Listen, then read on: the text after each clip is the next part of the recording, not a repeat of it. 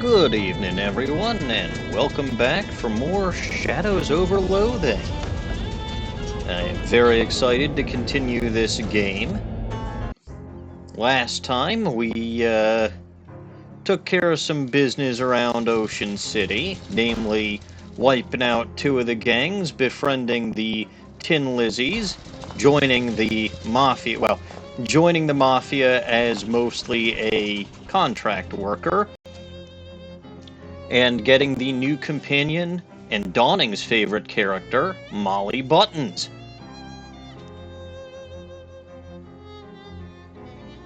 But yeah, you can see that she very much uses a lot of the 1920s slang, right? Yeah, it's been a tailspin for a while, and I ain't sure why. It ain't the mob's bag to hold. Sure, we've been raking in the spoondelicks ever since the Fuzz was given their walking tickets, but we didn't throw this shindig. Yeah, everyone's out of Rhino. Even the flim-flammers and fake-aloo artists had to split town to find new butter and egg men. Uh-huh. Very good. But I think we've basically done everything that there is to do around Ocean City, at least for now. Completed everything at Dirch's house and Goldthwaite Park. We've gotten Marvin his snackle cakes. There's nothing left or nothing new for us at the hobo camp. Kicked the Glocklins out of Gideon's. Befriended, took over the Tin Lizzies. Nothing left at Hiram's. Snackle Mills, we bumped out the Doughboys. We got the... Oh, right, we got the pocket watch from the fridge factory, so I probably should uncurse that thing before Dawning comes in here and says that I shouldn't. Took care of the murder at Ms. Brewster's. Dealt with the issue with St. Polycarp's, which again dealt with Dirch's house, and there's nothing else I can do on the boardwalk at the moment. Oh yeah, we also have truncheons and bludgeons, which I really didn't need. I would have really liked Jardware's hardware out of those stupid options, but oh well.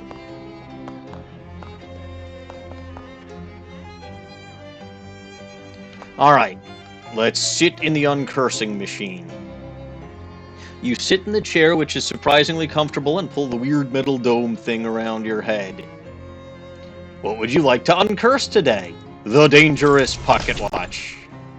The machine snorts the pocket watch up in its dome and begins its strange and loud work. Pocket watch is pulled this way and that. Its ticks become ticks, and its talks cots. And as its three hands are forcibly bent back, you swear you hear screams. And then it's done.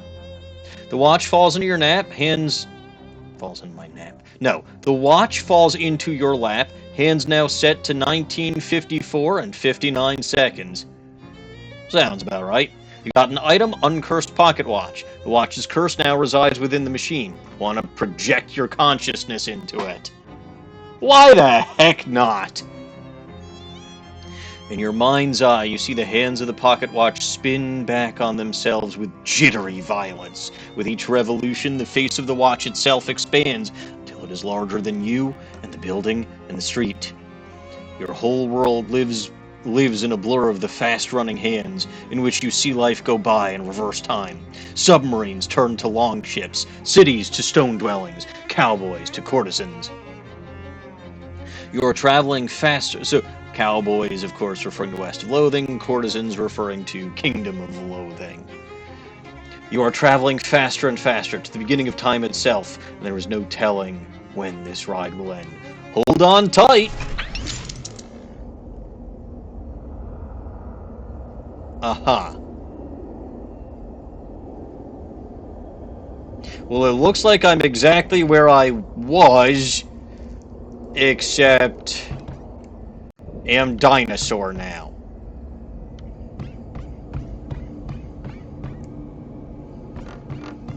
Okay. It's that door to nowhere. Open the door. With those two salad forks? No, you lack the opposable thumbs necessary to turn the doorknob. You're completely contained in here unless you figure out how to open the door. Or how to open doors. You can't open the door because I don't have 10 dexterity. I don't know anything about dexterity. I'm a dinosaur. Rower. Break it down. Humph! You slap your prehistoric tummy against the wood, but it doesn't even make a dent. Maybe that's why the dinosaurs went extinct. Couldn't open doors. Rower. Alright. I think it's the same thing. Yeah. I don't have 7 muscle. Okay, hold on. To do. Open door, eat Jessica, eat Charles, eat Gabby, eat cat! Aha. It'll take 8 dexterity to add something to the list.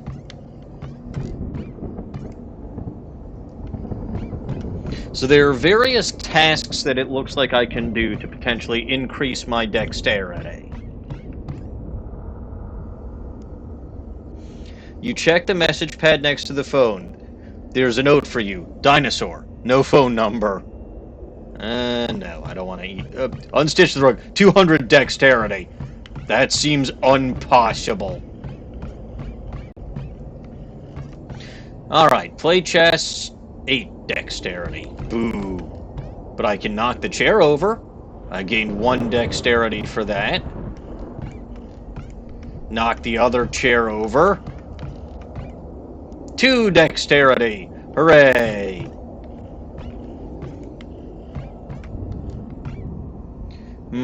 I can't pull out the drawers unless I have 3 dexterity. Can't open the drawer unless I have 3 dexterity.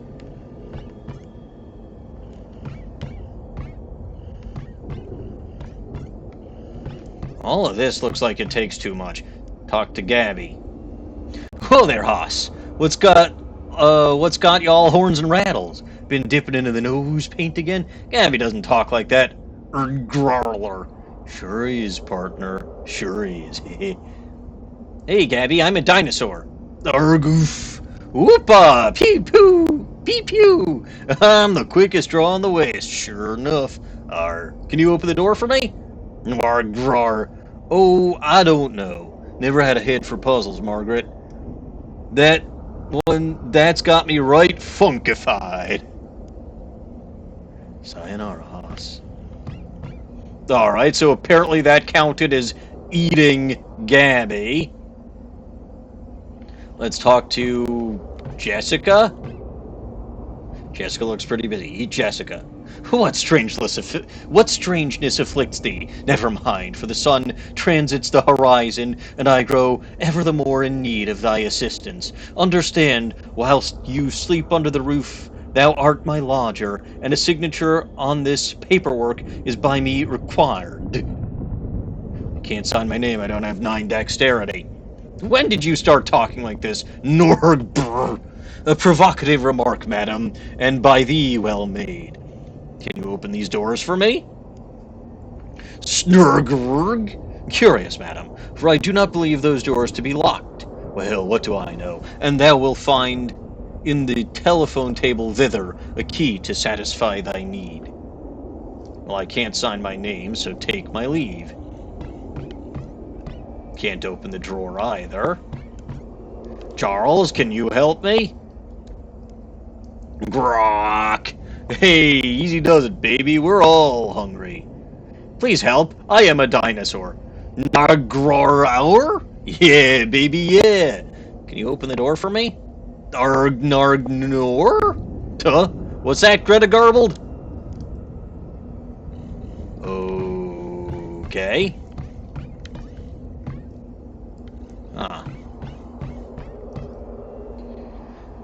Alright, well, I'm going to win this chess game the same way that Phoenix wins his chess games against Lost as Edgeworth.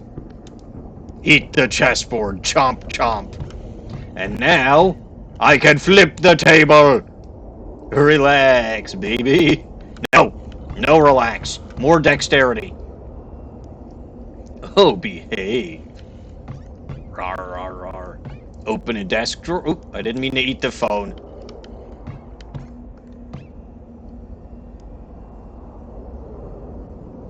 Drawer is locked. What to pick the lock for 100. Eat the table! Your stomach is bigger than your brain, and you devour the entire table in a few quick bites. The key to the door now lies safe and sound in your dinosaur stomach. Yes, good. I don't even remember how much dexterity I have. I don't have 6 dexterity yet. Gabby, help. That takes 9. Real groovy pocket watch you got there, Margaret. I like the way it tick-tick-ticks. You understand me? No? Roar? A lot of power in that timepiece. A lot of power. Would you make a promise to me, baby? Would you promise not to throw that power away? A lot of good been done with that groovy power, baby. Charles doesn't call me baby. Roar. I hear you, kitty cat. What do you say, kitty cat? Will you do me a promise? Promise not to throw away the groovy power in that timepiece? Yeah, let's do it, man. Grognor. Groovy, kitty cat. Happy, absolutely smashing. Shake on it, kitty cat. He holds out his hand. Okay, shake hands for 5 dexterity. A solid, strong handshake. Gain 1 dexterity. Well, isn't that lovely? So now I should be able to read a book. You can't relate to most of the books they have here, but there's one travelogue by a diplodocus that proves moderately diverting. All right. Murray's desk piled with books and papers. Read a paper. You peruse the newspapers, claws making only minor holes in the pages. 1 dexterity. Ooh, I can now add to the list. Your talons carve the letters HELP into the chalkboard. You gain 1 dexterity. Hooray! Now I should have enough. Willst thou tarry, good madam? The absence of thy John Hancock on my paperwork grows ever more urgent. Thy signature, if it pleases thee? I can sign my name, 9 dexterity. You scrawl an uneasy line, 1 dexterity. Much obliged, Margaret, and I hope from now on thy sleep is all the more sweet for its legal correctitude. That reminds me of the Don Toblerone. Calliope is still sleeping on her towel. I will not eat cat. I will pet cat. Now I have 11 dexterity and I can tune the radio. With 1 half twist of the dial, the roar of the nearest station fills your non-protruding dino ears. Signal carries like a clarion beacon of some other time. Panicked young voices screech over a cacophonous and aggressively sexual melody. A mature male voice cuts the din. By God, oh, the humanity. The young hooligan on the stage is shaking his hips. In the name of decency, someone put an end to this terrible youth's gyrations. The teenagers are going wild here, Charlie. They're shrieking, they're spinning, they're rising 10 feet in the air. Oh my God, the rhythm is setting them all ablaze. The radio is getting warm. Step back. Oh no. Radio is tuned to a fire station. No eat cat. But if memory serves, it takes 10 dexterity to open a door. I'm pretty sure you said I think this is a trick. I don't think you can ever actually unstitch the rug. Right? I think I've gotten all of the dexterity I can get in this place.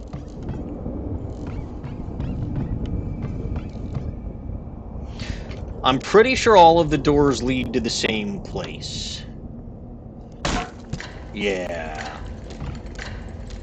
The clock casts a long shadow over barren wasteland, cold and infinite, is the end of the world.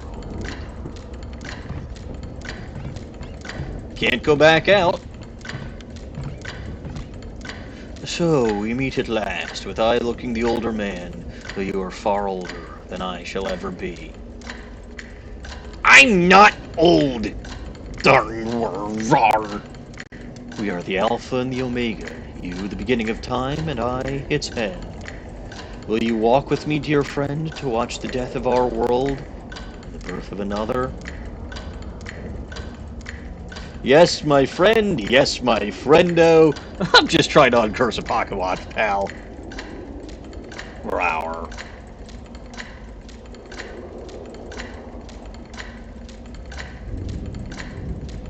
This is a very pleasant invitation, though, so I'll take him up on it. Rawr.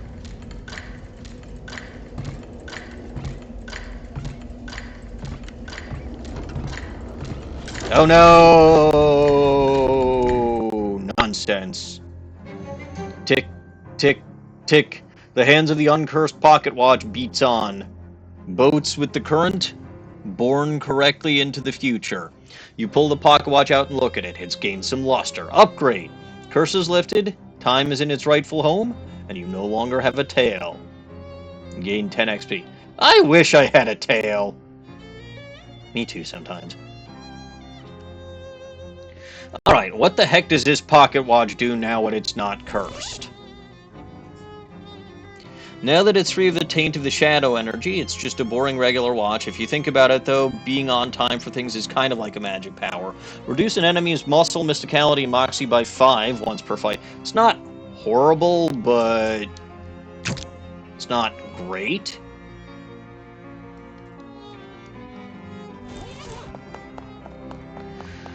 Alright, so, as tempting as it is to continue having Molly Buttons by my side, because she's great and Dawning's basically favorite character of everything. What's shaking, Dan? I am, baby, I am. Here's your cut of the profits, baby. Hey, look, 93 meat. Order a drink. I still think beer's my best bet. And that's about all I get, because I don't have any garnishes yet. The groundskeeper from Goldwaite Park and the jokes and gag salesman from his Brewsters are chatting about something. Listen in. So when they bend over the water fountain to take a drink, boom! Huge spritz of pressurized water right in the face. But here's the clever part, see?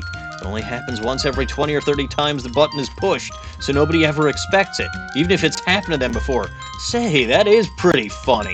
Wait, let me show you these diagrams for what I call a whoopee park bench. You'll love this. It's always a good feeling to see two people hit it off so well. 25 XP. Very good. You're probably still talking about a lake. Yeah, lake is just a valley abandoned. And you can see Obi is here, Gabby is here. They should have, yeah, more medical supplies here. You can restock those once a day. The floor grapes don't show up again. But now you can see this. These people are obviously on a second date and you shouldn't bother them. I think I checked on them before they were on a first date. Let's keep an eye on them as it goes through. But, for reasons that I know and you don't, I would like to take Gabby with me right now. So now Molly's going to hang out here, and you can see Molly is dancing with surprising vigor.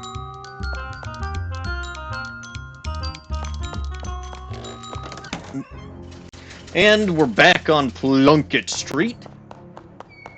And finally, it's time for us to go somewhere. Let's go to Crystaldream Lake and finally begin Chapter 2. Dear frickin' Christ. Wow, that took me a while. Alright, so you see that Gabby wants to talk to me. Gabby grins and gives you a thumbs up. Oh, hey, Margaret. What's up? Gabby has a thing that is important to go and do. Oh? What thing? A secret thing. It is a secret for Gabby, but not far, near. Gabby will go and then come back, okay? So you can tell her, okay, go ahead, or you can say, not just yet, Gabby. These are what are called companion vignettes. I think that's how you pronounce that word. Where you end up actually playing as the companion. Oh, so many mushrooms, so much food. Look at that all. Plenty of food for Gabbies. So you end up in a cave. It feels like something important still to do is here. Return to... No. You don't want to go back. Don't go back until you finish. A tall one. Too tall a mushroom. Gabby would grow weird. Look at how big and fat a mushroom. Haha, nearly as fat as you will be. Eat. So Gabby here is going to go eat a bunch of mushrooms. Because if you'll remember, goblins are basically fungi in this. Oh, a mushroom. Very big and full of mush. How nutritional. Eat.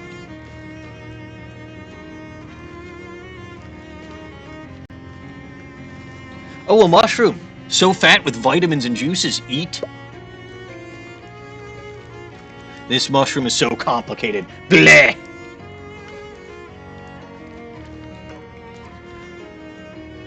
This mushroom cannot talk, but if it maybe could, it would say, "I am so good for a growing goblin." Probably eat. A perfect mushroom for to get so big and strong. Eat. Gabby's max HP increases by 5. So all of these little vignettes, they help out with with companion stats, but they also give you a little bit into the life of those companions.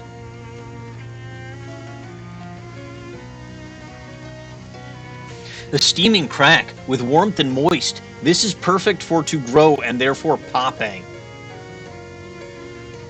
Oh good, it's time for Gabby to pop.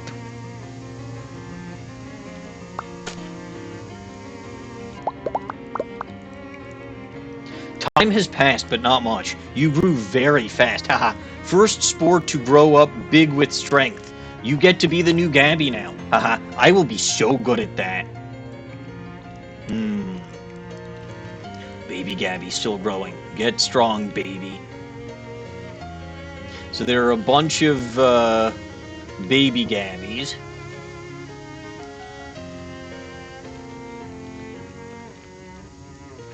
Remember that goblins reproduce by popping and blowing spores everywhere.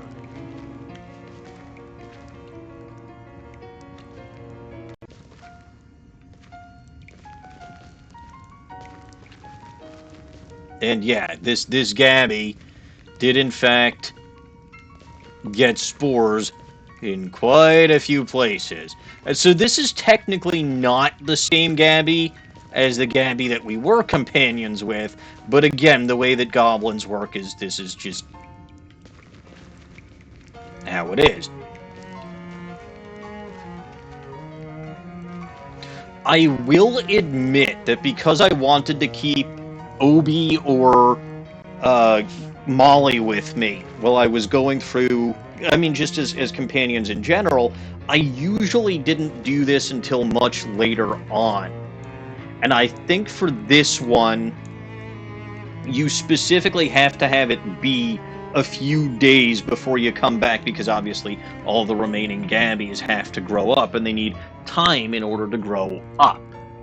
So then you go out of the cave, and Gabby is back. Oh, hey, there you are. Sorry for a wait, but not too long, hopes Gabby. Nah, what were you up to? Haha, a secret.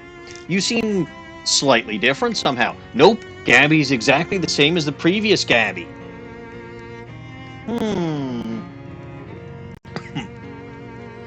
Well, okay then.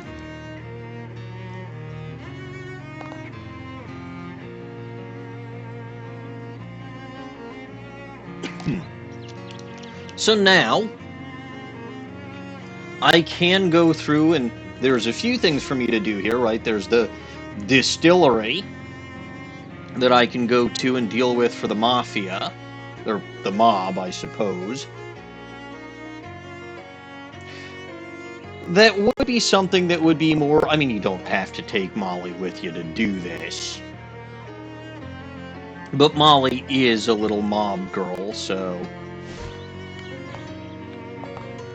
I'll still take Gabby.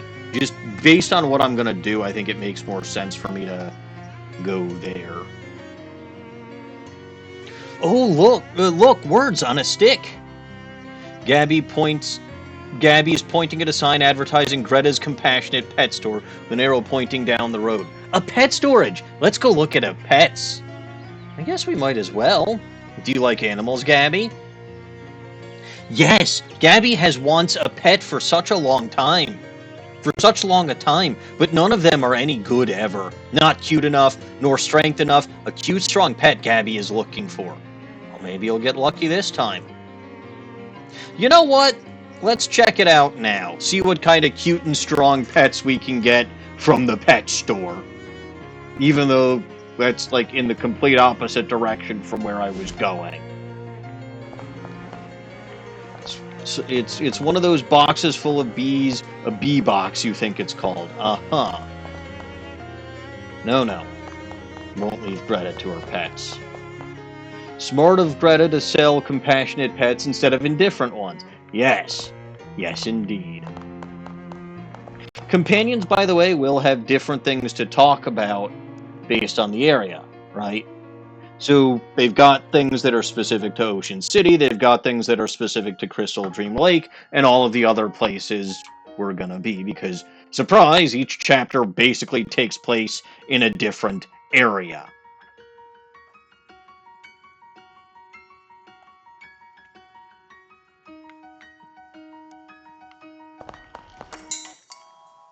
Alright, so what do we have here?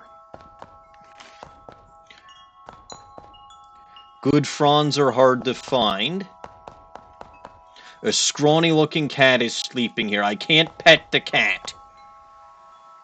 Dawning would be very sad, but I cannot pet the cat. It's very, very, very sad. I wish if only there were mice by that mouse hole. Anyway, Greta, you presume. Let's talk to her. Hello there. Welcome to Greta's Compassionate Pet Store. I'm Greta. Hi, Greta. I'm Margaret. Can I ask you a question? Of course.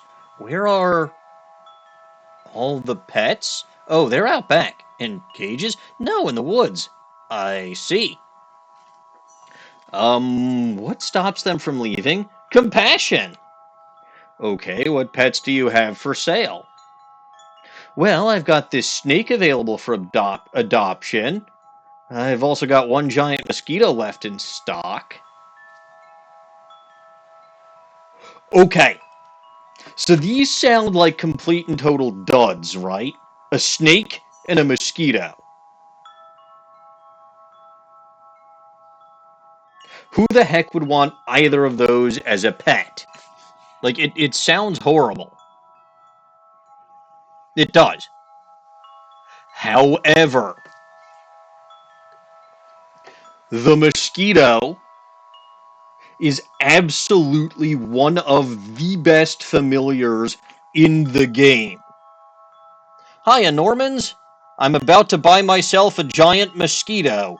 Does this sound like an idea that's great, or does this sound like it's gonna suck?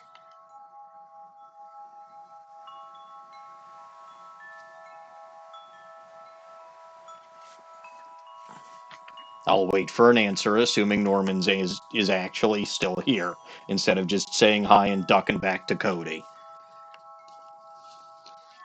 Sounds great. Yes, okay, then I shall purchase the mosquito. A giant mosquito? Ugh.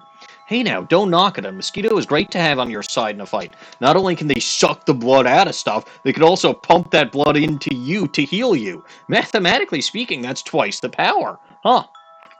A mere 150 meat adoption fee and it's all yours. I'll take it. Now I just have to give it a name. What should I name this mosquito? Keep in mind, it's got to be a female mosquito because the females are the ones what bite. The males don't bite.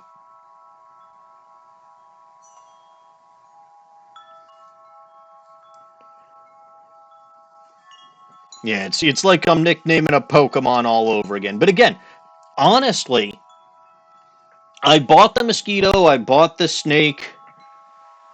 Alfina. Okay, I can do that.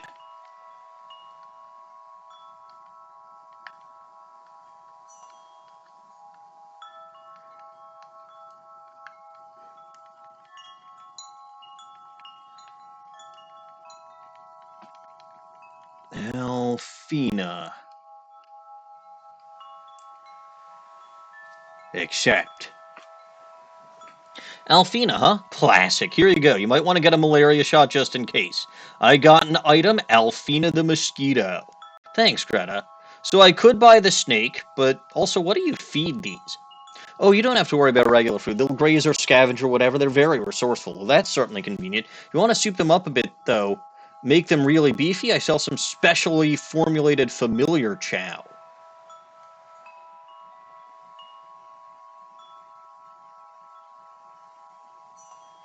Look, Normans, I had a pet cockatiel. Those things have wings, right?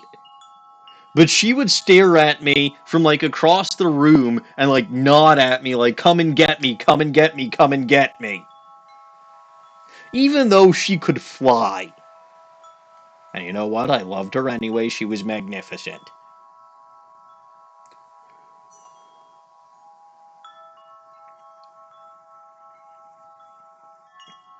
Anyway, I'm a little uncomfortable with the use of words like soup and beef in a pet store, but okay. Tell me about that special chow. I've got 3 bags of familiar chow left.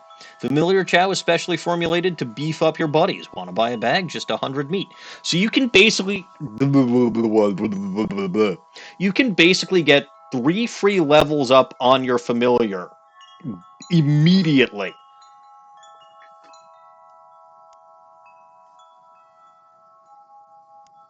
There's only 3 of them, mind you, and I don't think she gets any more. But like there's really no reason. I mean, I feel bad about not adopting the... You know what? I'll adopt the snake, too, because I feel bad. So, Normans, give me a name for a snake.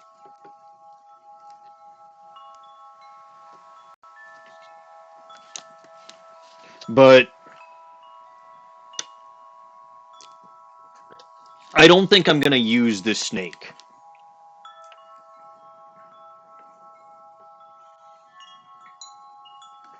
I mean, if anyone else is here, they can also give me a name for a snake.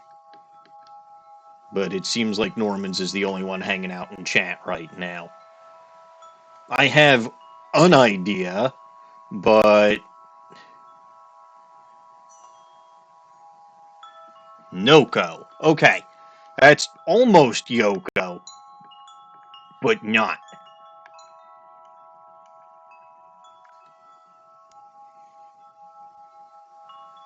So the snake will actually give your opponents poison.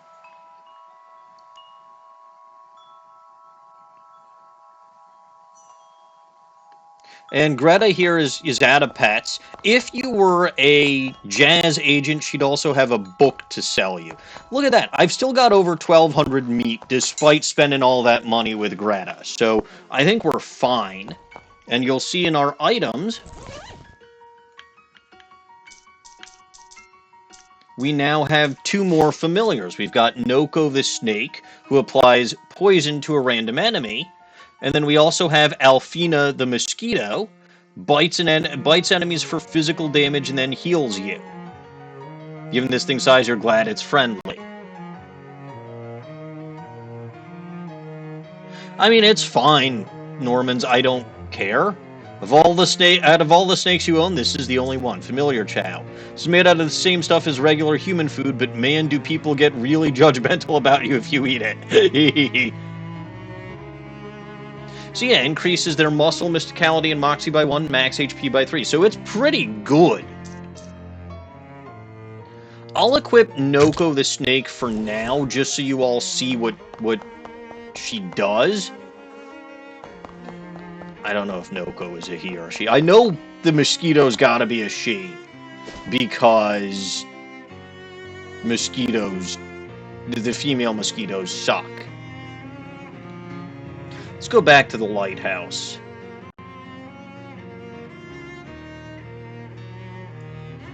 You find a decaying nightstand discarded in a ditch, which is kind of a weird place to find a nightstand. Maybe someone got so mad about stubbing their toes on all of the time, they angrily drove it out in the woods and threw it out of the car. Check the drawer. Alright, dang, there's all kind of useful stuff in here. There's junk mail, a paper clip, and self-adhesive rivets. Isn't that nice? I was hoping for combat, though. Although, to be fair, I think some of the enemies that I would encounter here are immune to poison. Let's go back to Ocean City. I said that I wanted to use Molly for the distillery because that's mob work. Again, you don't technically have to, but...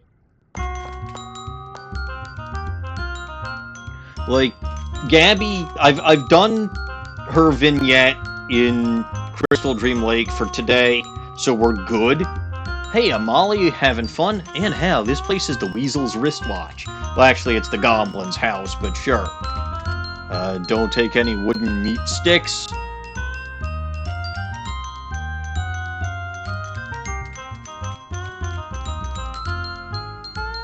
That sounds wrong, so I'll just say let's go take care of some business. You got it, kitty. Let me go iron my shoelaces, and I'll meet you by the door. Okay. So now Gabby's back here, and Molly's gonna join us. So good thing Dawning wasn't here, or she'd be mad that I left Molly behind.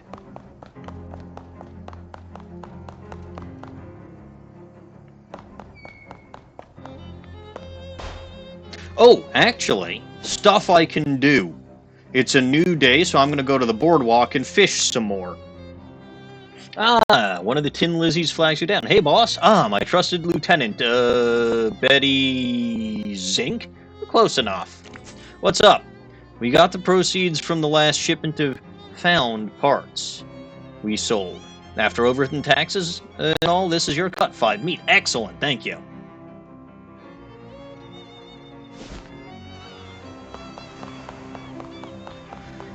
Alright. So I can fish here again.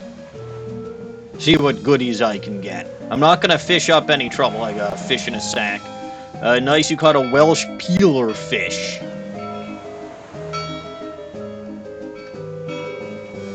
Nickelback lullaby fish. Every fish you catch and put in the sack makes the sack of fish worth more. A pinafore halibut. Toss it into my fish. Man, fishing in this game is far easier than in another game I've been playing recently. Weeping Scroad. Can I find something other than a fish? Well, fishing. Oh, hey, I got a cryptic message in a bottle. Wonderful. I was just asking, you know what? The last message in a bottle I found, I didn't even look to see what kind of fish that was. It was a stupid fish. Vinegar bream.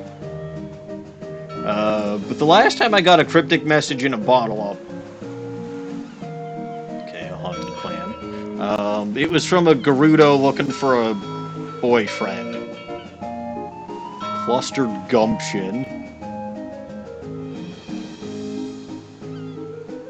Whiplash rubberneck, and so mostly what I caught there was just more fish for my fish in a stack. What are my stats? Worse than they could be. And I think part of that... yeah, I don't even have any... Alright, I need to fix this immediately. To the Schnackle Mills factory. Nope.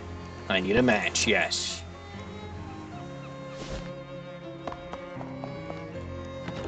Actually, what food do I have right now?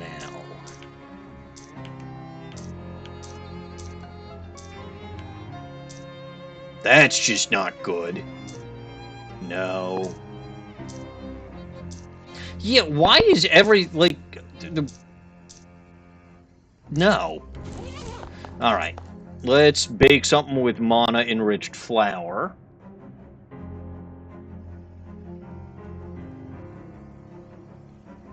The glue nut. And I think I'm going to eat the glow nut. The difference between this and a bagel is the sugar content, and also the bagels aren't usually radioactive. Hooray! You eat the donut using tongs because you don't want to get any of the radiation on your hands. Yes, eating it is fine. Touching it with my hands is bad. You get an effect, sweet God. Safety first.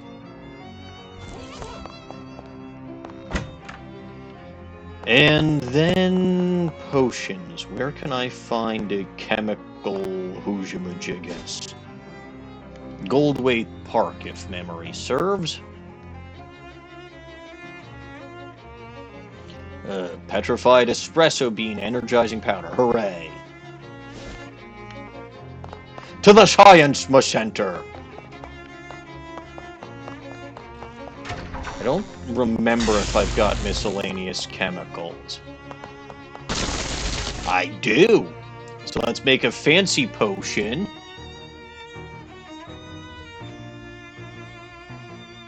And we'll make nuclear tincture with the glowing ooze. All out of miscellaneous chemicals, so I can't make any more fancy potions. Darn!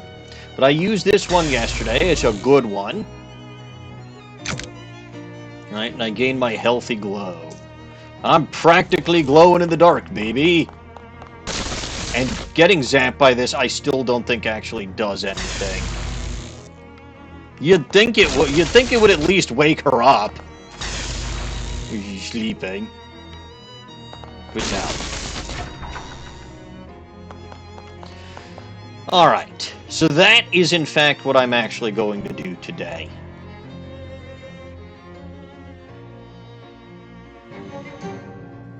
And 10 XP is good. Go back to Crystaldream Lake. And now, let's go to the distillery. See what I encounter on the way. Oh, nuts. Hold the line. I stepped in some kind of weird mushrooms. Tch, spores all over my good dancing shoes, for crying out loud.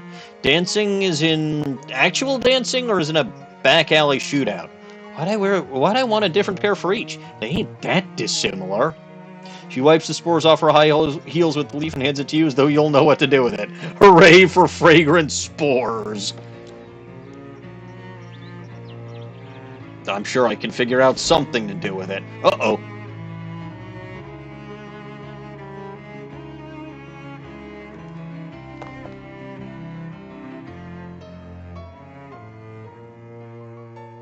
A spooky-looking lady is guarding the front of the old distillery. Presumably she's a vampire? She looks spooky enough to be a vampire. Is that racist? Approach her.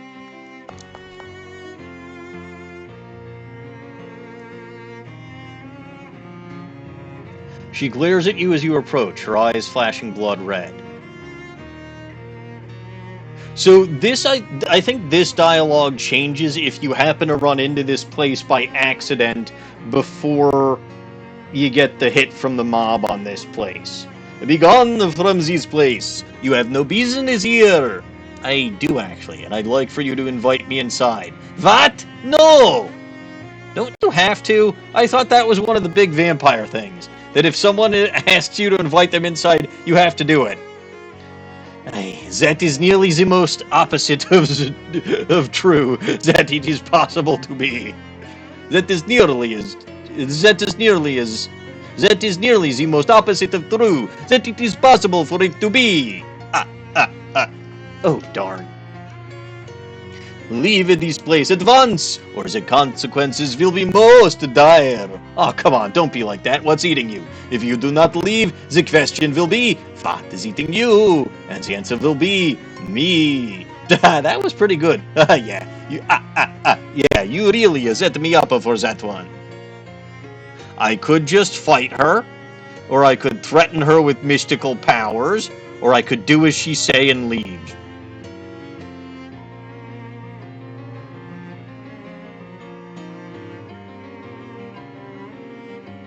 Dawning's not here to get mad at me for fighting the pretty vampire lady. Heck, she's just one vampire, you think to yourself as you crack your knuckles and or ready your weapons. How hard could this be? As if she heard your thoughts, she snaps her fingers and a couple of slobbering, not quite human creatures emerge from the shadows behind her. Oh, great. Well, that's more spiders.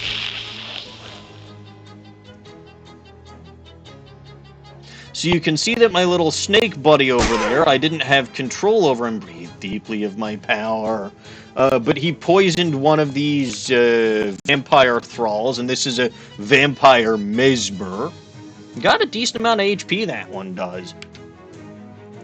This one's a goner. Poisoned for 4 HP left. No worries about that one.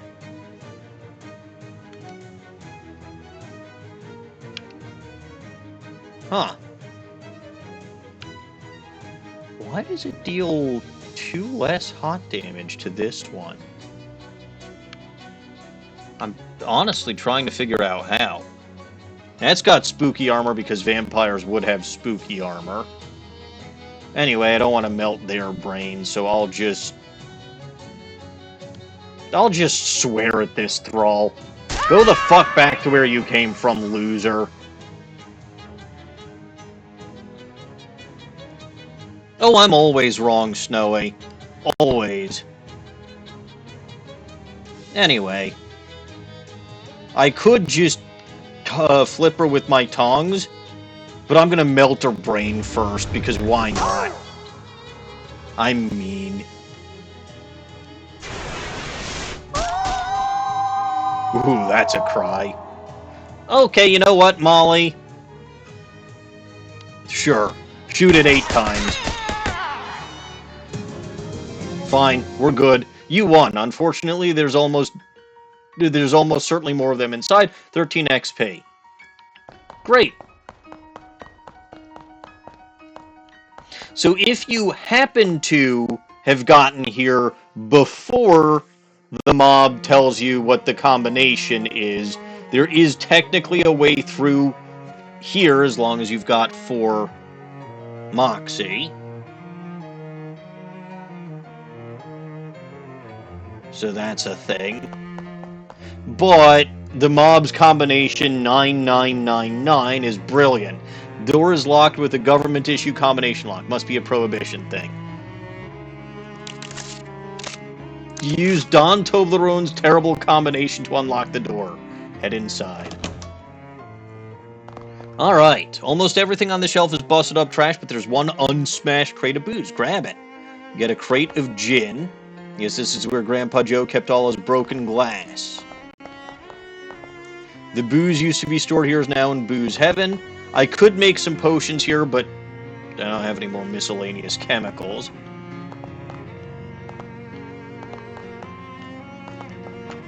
This used to be a still, and it still is. So this is where the whole outside goes, right? You can feel a breeze here through the gap in the boards, right? That's just, I can squeeze through that, and that's this right here. Oh, some hobo code is painted on the side of this barrel. I've got 9 hobo code knowledge, so... Code reads, be careful not to drop your handkerchief in this barrel. You reach into the barrel to see if anybody ignored the device. The advice. They did. Got an item, booze-soaked handkerchief. So remember how I was complaining last time about insufficient stench armor? Well, I now have the booze-soaked... So this was, by the way, how I got that one Glocklin to go away, because I didn't... Like, the first time I played through this game, I didn't even realize that one of them dropped the Glockenspielery flyer until, like, 5, 6 chapters in, I don't remember. But, like, very, very, very late in the game.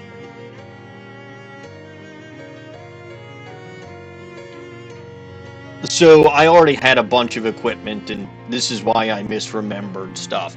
Anyway, this is a hanky soaked in some nice smelling schnapps, gin. Crate of many bottles, and in each of those bottles is delicious gin. Bring it to the speakeasy. The fragrant spores are actually not bad, but I've got a potion that I'm already using. Energizing powder can't use. Match is fine.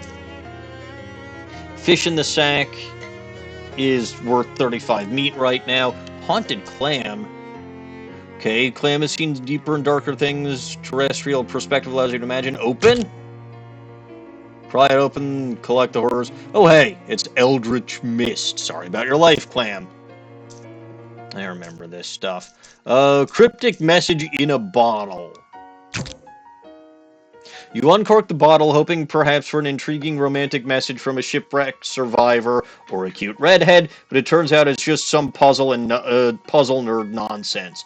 Octal Tahoe Acorn Ranto Yogas. I fully admit I have not figured out what the fuck the point is of this. I really haven't.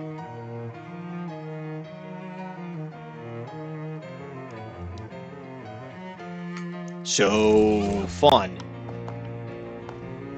It's crazy this is still here after all these years. There's a label on this vat that reads, Grandpa Joe's Extra Fancy Garlic Schnapps. Well, maybe it wasn't Prohibition that put this place out of business. I can open the valve with 5 stench armor. You can see I've got vampires here that are rather unfriendly looking. There are a bunch of vampires hanging out in here, and it probably shouldn't be a surprise that they noticed you. Well, luckily for me, the handkerchief from literally right there gives me 5 stench armor. So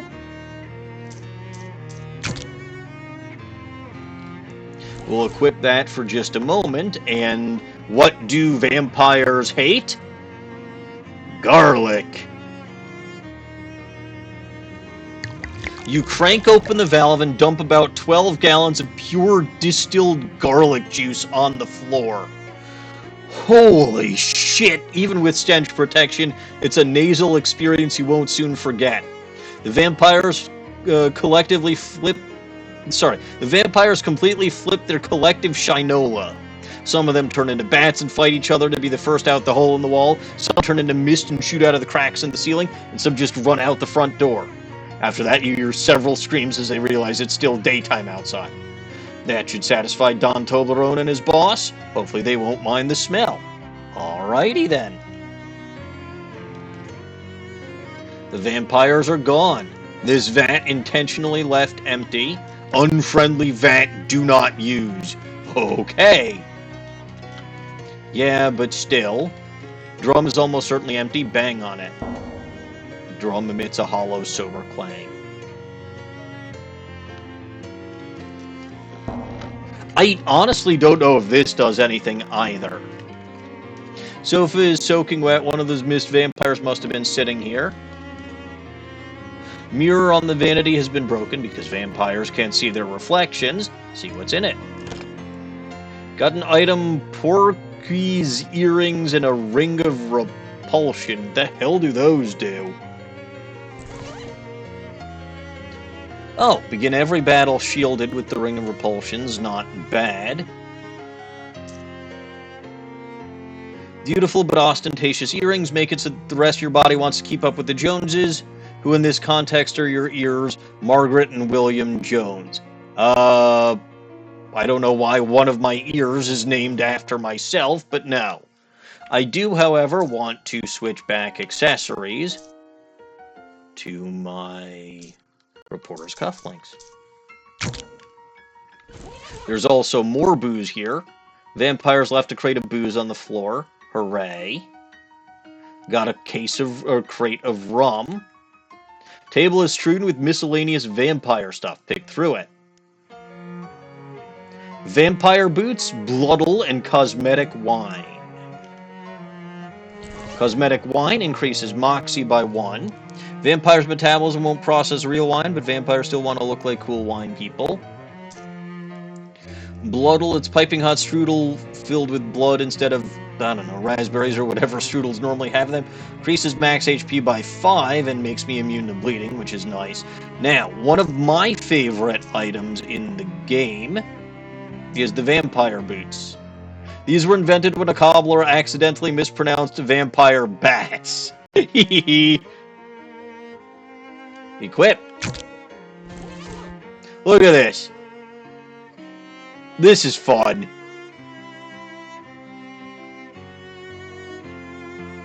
It's my second favorite pair of shoes, and I don't know if we're going to be getting my favorite pair of shoes in this run. But alright. We've satisfied Don Toblerone, or at least we should have satisfied Don Toblerone. I also showed off how Noko the snake works, but Alfina the mosquito.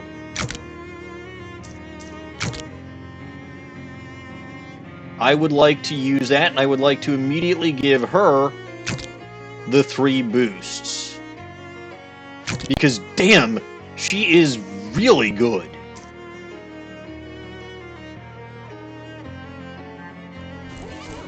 Like, again, Greta was not whistling Dixie. The ability to both do damage to your opponent and then heal you for the same amount of HP taken. By the way, this means if an opponent has 1 HP left, Greta sucks out 6 HP, you still recover 6 HP, even though your opponent ended up at -5.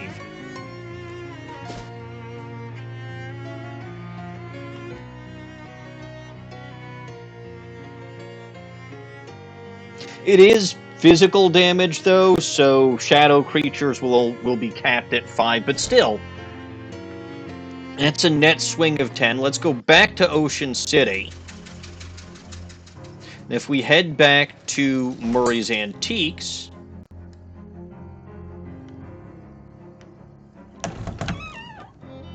huh. So I remember this being here, I remember this being here, all this I remember, including my little glockenspiel. I don't remember having a nightstand, and I certainly don't remember it having a briefcase on it. Well, let's take a look-see. Hey, someone has given you a nightstand. There's a briefcase and a note on top. Take one and read the other. The note reads, Margaret, the quality of your work at the distillery has been noted as excellent. We will contact you in a telephonular manner with further opportunities. DT. Got an item briefcase full of meat. Honest work for dishonest pay. Now, that's not going to add anything to my meat total unless I actually go through and open it. Like a cow, this briefcase is flesh surrounded by leather. Unlike a cow, it has brass latches and a handle. Open. You open the case. Now that's a lot of gabagool. 300 meat. Nice. Mafia work pays well. So again, I really wasn't kidding when I said you're not going to be hurting for meat in this game. You really aren't. Like, you get your cut from the speakeasy. If you work for the frickin' mob, you'll get money from doing odd jobs for them. You be quiet, Car. Don't cut me off while I'm talking about how I earn my meat. What else was I saying? I was not saying honk, thank you.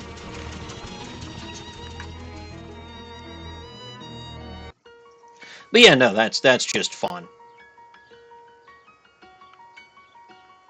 It's some kind of funky pump contraption. Anyway, I still haven't figured out what the hell I'm supposed to do here, but let's barge into this lighthouse, maybe? Probably ought to introduce yourself before you start poking at his stuff. I want to poke his stuff! But yeah, let's go talk to this guy. The lighthouse keeper, probably. Or presumably. Talk to him. Excuse me, are you the lighthouse keeper? ... Sorry to bother you. My name's Margaret Ecclesburg. Red leather, yellow leather. Red leather, yellow leather. So are you okay? Yep. I just ain't talked out loud in a while. I get rusty. I see. Lighthouse keeping's a lonely job, huh? Well, it's solitary, that's for sure. I ain't minded, though. Ain't exactly a people person. What can I do for you? What does a lighthouse keeper actually do? Well, used to be I had to light the lamp every sundown and then douse it again at sunrise to save on fuel. Used to be? When it was an oil lamp. We got a hookup to the electrical grid a couple years ago, though, so now I just leave it on all the time. But all I have to do now is change the bulb once in a while. Sounds very peaceful. Yep, that it is. Nice and quiet, plenty of time on my hands. You must have a bunch of hobbies. Yep. Got a book and a whittling knife and plenty of middle distance to stare into. How'd you get into this line of work? Oh, my family's always been lighthouse keepers, on both sides. Ma and Pa kept lighthouses within sight of each other. Used to wink the lights back and forth once in a while. Aw, that's kind of romantic. You know, I never did figure out how I was actually born. What? Anyway, was this something you needed? Have you seen an old compass around? The directions kind or the circles kind? Directions. Yep. Got one, got an old one I picked up at an estate sale about, 20-odd years ago, I reckon. I'd show it to you, but it's, upstairs, and lighthouse is flooded. Flooded? Yep. Filled right up to the top. Have a look through the window there, and you might see a fish pass by. How did that even fucking happen? Pump broke? No, I mean, how does a lighthouse just fill up with water? We aren't even below sea level here. Something to do with the tides, I reckon. This is a lake! Anyhow, I need a Glaxton valve to fix the pump. There's a hardware store down the road a piece, if you've mind to help out. Alright, the Valley Hardware. But let's poke around here and see what he's got. A single book sits on the table. Ask about it. War and Peace, huh? That's a hefty one. On the bookmark now. Of course. Oh, looks like you've just started. Been reading it about 5.5 years. Your bookmark is still in chapter 1. I just about got up to the last sentence of it. I've been reading one word every day.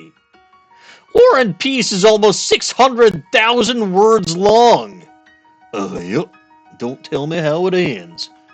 I won't, but I don't think you'll live to find out how it ends, buddy. Lighthouse keeper's bed is simple but very tidy. Simple vanity for a simple man. Check the mirror. Look at yourself in the mirror. Can change my facial expressions. I'm just gonna do this. It's an arcane oven, so I can do some cooking here. I've got the mana enriched flour. I don't want to. I've already got the food that I've eaten for today. A dusty chess set. Ask about it. This is a nice chess set. Did you whittle the pieces yourself? Yep. Took me 16 years. Took you 6 months to carve each piece? Pawns went quicker than tall ones, but more or less, yep. The horses were particularly tricky. No sense in rushing it. Want to play a game? Can. Already got a game in progress. The only piece that's been moved is a single white pawn. Yep. I went first. It was about 2 years ago. Who are you playing with? Nobody. Well, here, I'll play you. You push one of the black pawns forward. Interesting. Dot dot dot. Dot dot dot. Dot dot dot. Dot dot dot. It's your turn. Don't rush me. I want to consider all the possibilities. Come back in 3 or 4 months. Right.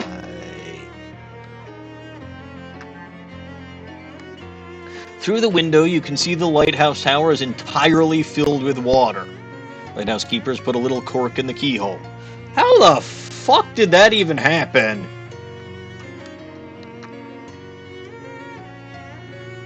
Hi, hello again. What kind of valve was it that you needed? A Glaxton valve. Will any other kind work? Nope, it's a Glaxton pump. Needs a Glaxton valve. Wait, is that a style of valve or a brand name? Both. Proprietary hardware is the worst. Yep. Leave. Alright, I've already asked him about his book. So I guess the next place we need to go is the hardware store. Although, actually, how much XP do I have? 75. Okay. So I got Stony Heart already, which gives me XP from gathering. Uh...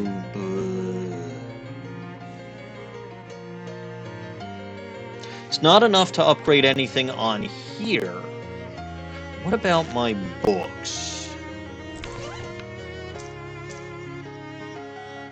Oh, Snowy, are you still here?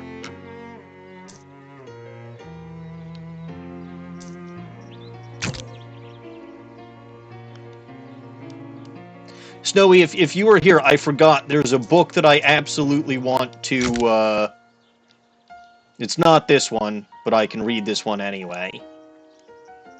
You commit the techniques to memory, then practice them by shooting the book to pieces with the nearest convenient handgun. Advanced handgunnery, okay.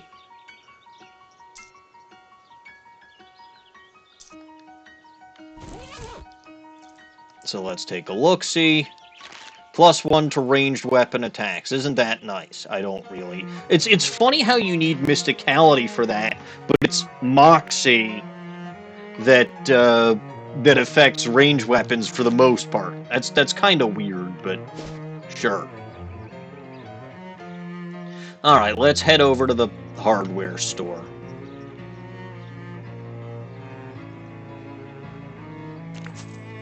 A squirrel chitters angrily at you from a nearby hollow tree, presumably trying to scare you away from its stash?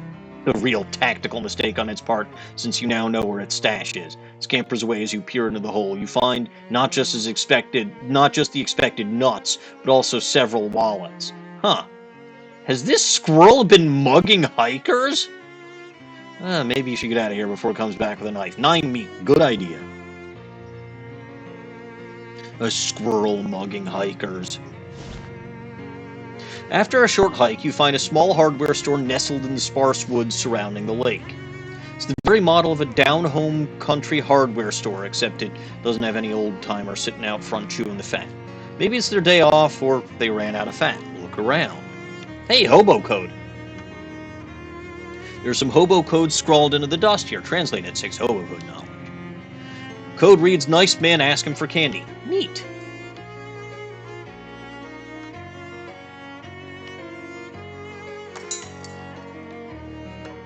This barrel has a joke price tag on it, 10,000 meat. Barrel has some a barrel of rusty nuts and bolts, in case you wanted to buy some garbage, I guess.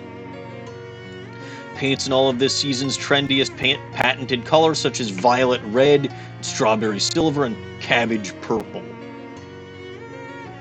Cucumber beige, puce white, and tomato azure. So yeah, a bunch of weird colors over here. What's this? You don't understand the purpose of any of these tools. True. They look weird. This shelf is labeled ineffective pesticides. Fun. The proprietor, you presume. Talk to him. You're the proprietor, I presume. Yeah. Welcome to Valley Hardware, best hardware store in Crystaldream Valley. Because it's the only hardware store in the valley? No, because it's the only Oh, shucks, miss. You preempted my joke. Sorry. Nah, no hard feelings. Good to see a new face around. What can I do for you? Ask for candy? Do you have any candy? Why, sure, here you go. He pulls a piece of hard candy out of a jar under the counter and hands it to you. I got an item, hard candy. Ask about something else. I can ask about candy again, but I don't want to be greedy. Ask about a valve? I need a pump valve for a lighthouse keeper?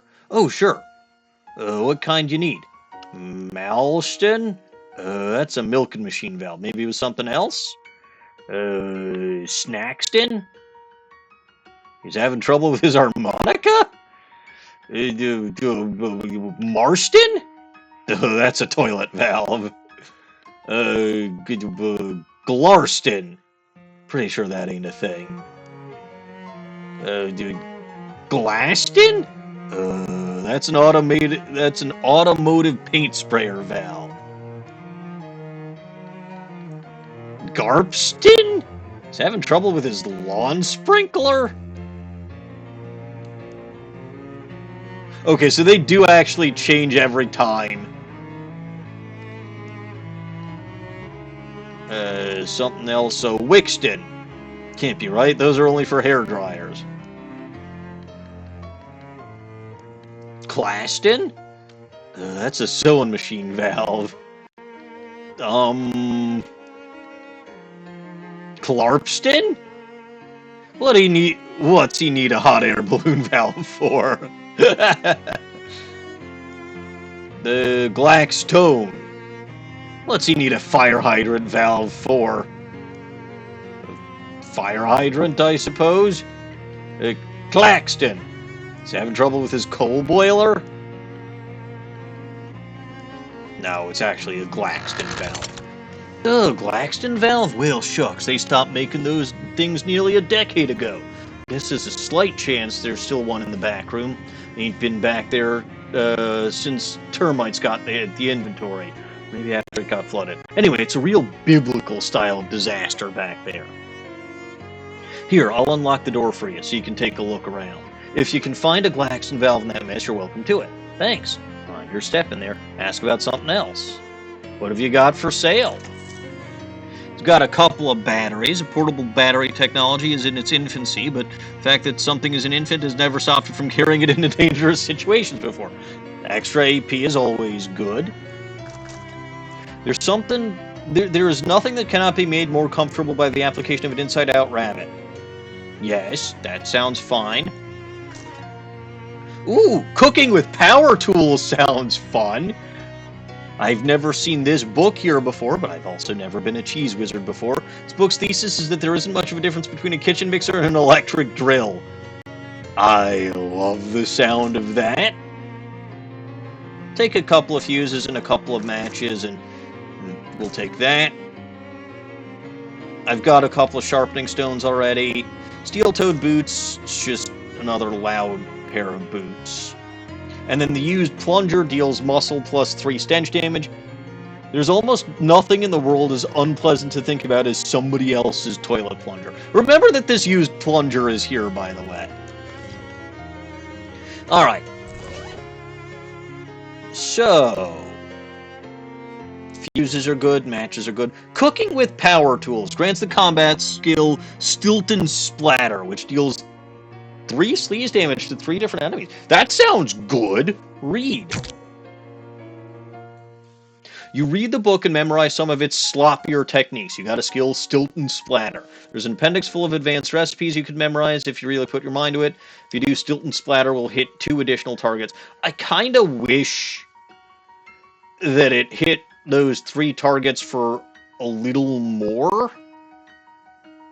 Because I don't know how many battles are going to have 5 targets. Well, okay, a decent number of battles have actually had 5 targets in it, especially since I have the spiders enabled. But I don't have the XP yet.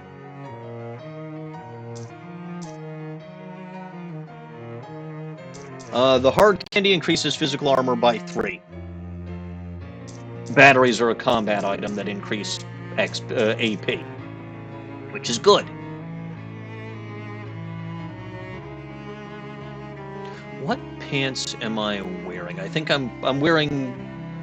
yeah, I'm wearing the Doughboy guy's pants. Let's put some self-adhesive rivets on there. You place the rivets on your pants, making the pants with more rivets on them than they had before. Excellent. Riveted Shiobata's pants. You can't put another one on there. But I do have other things that I can do. Right, I've got the spray on asbestos.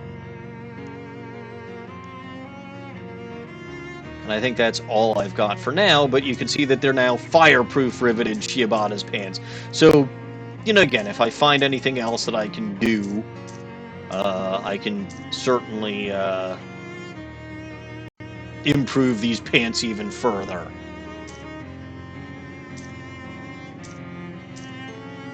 And again, you can do this with any pair of pants that you're wearing. And then you can see I now have the Stilton Splatter combat skill. Life is good.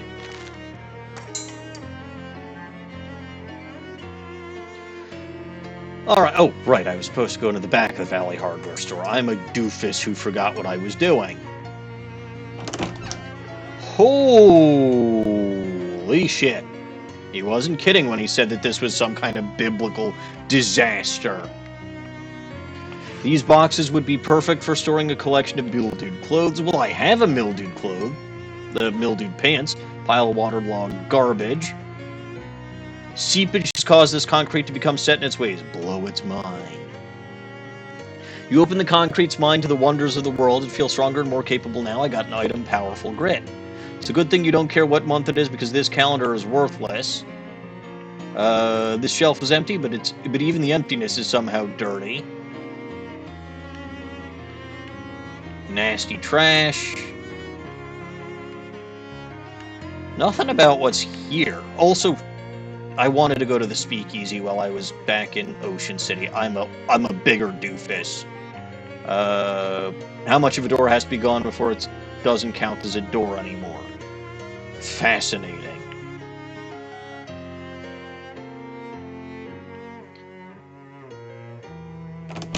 I'm going to the speakeasy. Which means I gotta go to the lighthouse. Man, I am not doing anything efficiently today. I don't care about Mushroom Cave right now.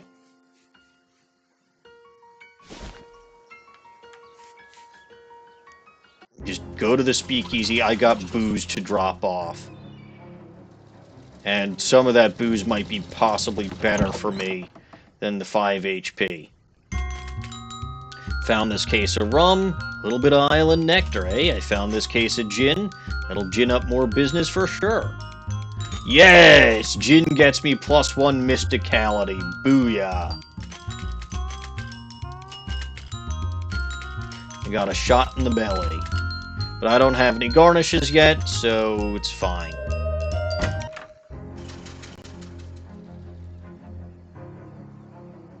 Alright, that did decrease my HP. It did.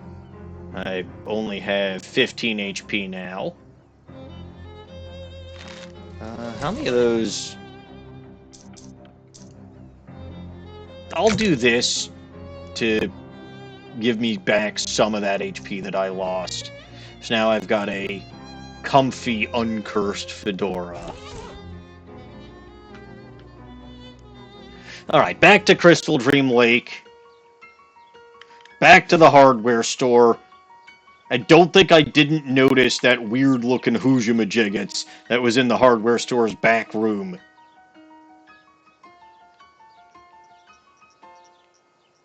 Aha! You're walking through the woods around Ah! There's a huge spider! Jumps down out of nowhere and aims its butt right at your face. Shoots a huge glob of web at you. Time slows down you as the horrible sticky wad sails through the air directly to the part of your head where you keep all your most important sensory organs. Sorry, I guess that's a weird way to phrase that. I couldn't think of a good synonym for face. Dodge out of the way! You duck and roll out of the path of the incoming goop and just keep rolling until you're completely out of this part of the woods. 13 XP. Hooray! So yeah, spiders are going to be an enemy here.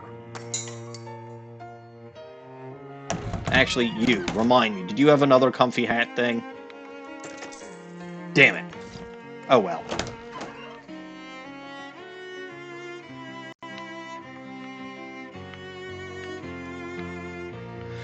Alright, so, what the hell is this?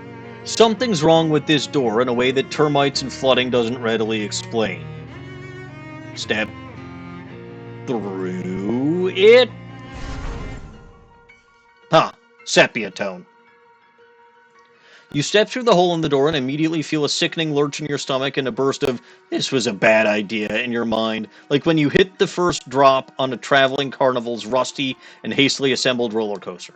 After a moment, when the feeling has subsided enough, you open your eyes and look around. Looks like you're still in the same place as you were, except someone came in and cleaned everything while you weren't looking? Huh. Well, okay. Well, this is just fine, then.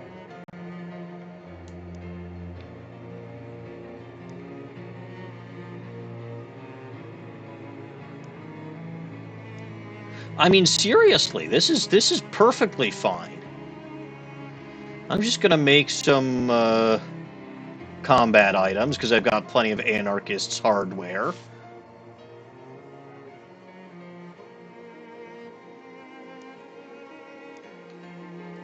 Seriously, though, don't mind me. I might be doing this for later.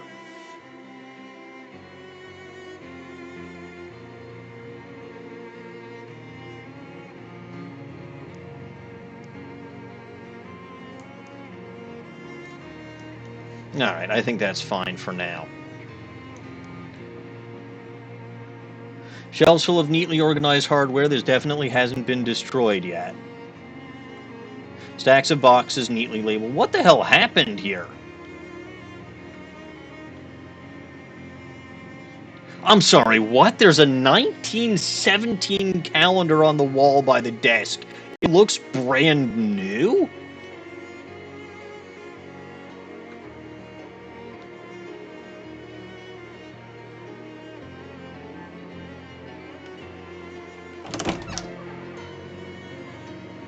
Huh. As you leave the storeroom, the shopkeeper spins around and you both stare at each other in surprise. You because the shopkeeper looks quite a bit younger than he did when you went in there, and him because, hey now, what in the heck were you doing in my back room? How'd you get back there without me seeing you? I'm a termite inspector. I didn't call for any termite inspector. No, I do surprise inspections, so the termites won't find out in advance. Well, how'd you get past me? I'm very good at my job. Huh. Well, I don't expect you found any termites. I make my own custom pesticide. Yeah, it seems to be pretty effective. I might have to go back in there for a follow-up check later, though. That's fine, I suppose. Just don't move stuff around too much. I like to keep it tidy back there. No problem. So, fucking time travel. You don't know when you are, much less where. So the map is useless to you here. If I try to leave, there doesn't seem to be anything on the other side of this door. Weird.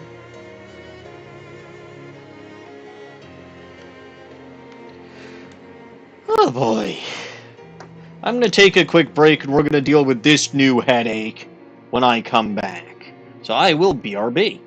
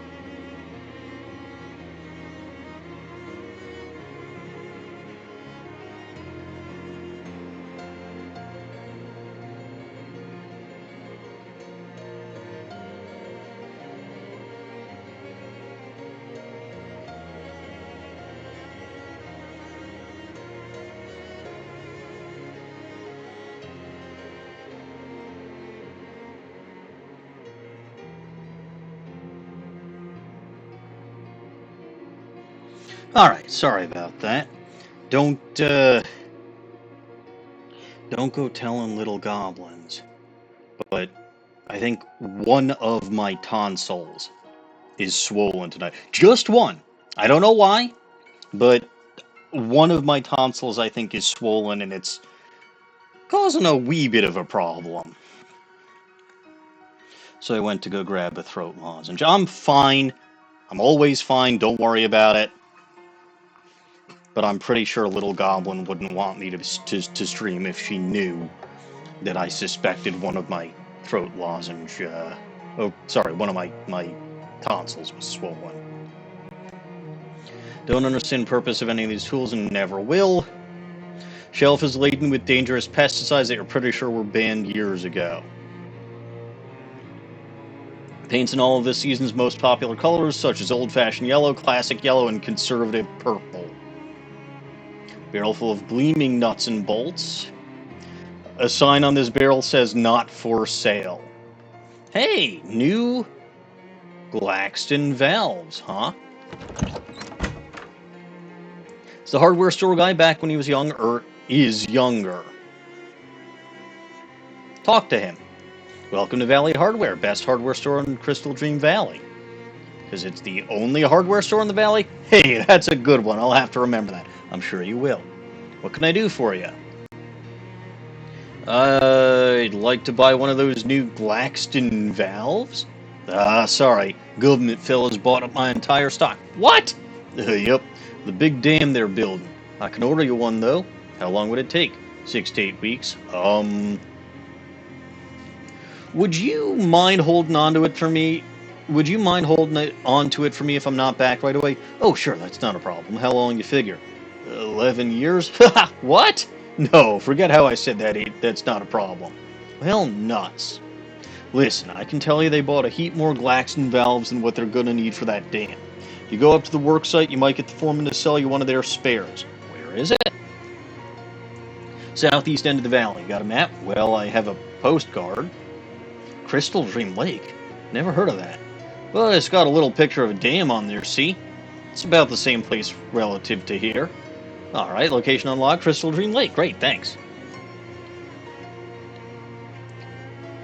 What's this about outhouse rent? Well, actually, no. What have you got for sale?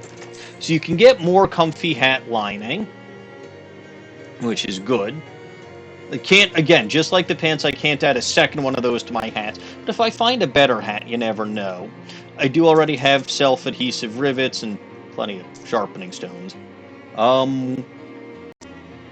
Remember how in the future he had a used plunger? Well, now he's just got a regular plunger. You know intellectually that a brand new one of these cannot be dirty. This knowledge does not change anything. So this one deals my muscle plus 3 physical damage. Not bad if I'm a pig skinner. I'm not. Also, the stench damage is far better, so ironically the used plunger is actually better. I already have 2 fuses, and 3 matches. Worth remembering that I can always go back to the past and buy these. Now, I think buying these in the past has no effect on whether or not he actually has them in the future. So if I buy the plunger here, I don't think that actually changes him having the used plunger in the future. If I buy the fuses here before I bought stuff in the future, I don't think that changes his selection in the future, but whatever. What's this about outhouse rentals? You're renting out houses? I mean, you're renting out houses? Yep. At least I was. Now that indoor plumbing's starting to get popular, there's no market for them anymore. Just got the one left, and after that I'm calling it quits and putting up new ones. Can I rent the last one? Yeah, sure thing. That'll be $200 meat up front for the installation, and half that each month afterward for the maintenance. What maintenance do you do? I dump some powdered lime down the hole, clean out the ventilation pipes, and check for splinters. And once the pit starts to get full, I'll move the outhouse over a couple yards and dig a new one for you. Plus, you get a free subscription to the local newspaper. Very good, let's pay him. Where do you want me to put it? Cave full of mushrooms or the pet store? The pet store! Pet store? Oh, you must mean the bait shop. Love that sense of humor you got. Pet worms. All right, I'll get that I'll get the pit dug tomorrow and have the outhouse finished the day after. So, all right, I don't know why I rented an outhouse, but I rented an outhouse. Man, I am very irresponsible with my meat. Oh, actually, I needed to go to a dam, didn't I? Oh, yeah. So, yeah, just wanting to make sure that you see, even after he tells you to go to the dam, you can't go, right? You can't leave here, and you can't use your map to go anywhere. So, yeah, apparently you fell through this door, or you stepped through this door 11 years into the past. Which is fun.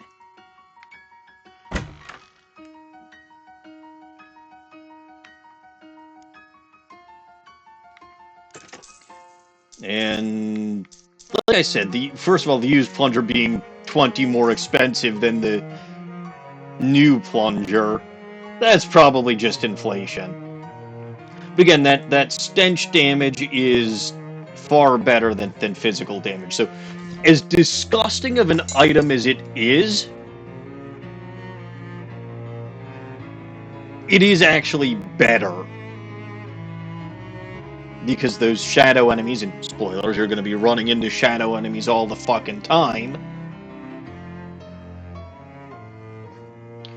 Again, they've got a physical damage cap. Alright.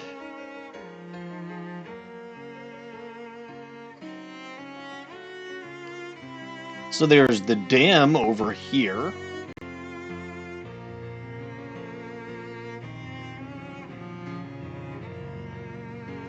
Oh dear.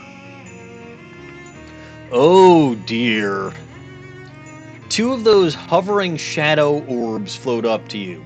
They look basically like the ones you saw before, that is, they look like nothing, or perhaps holes in everything, but these ones move with a purpose, and that purpose is menace.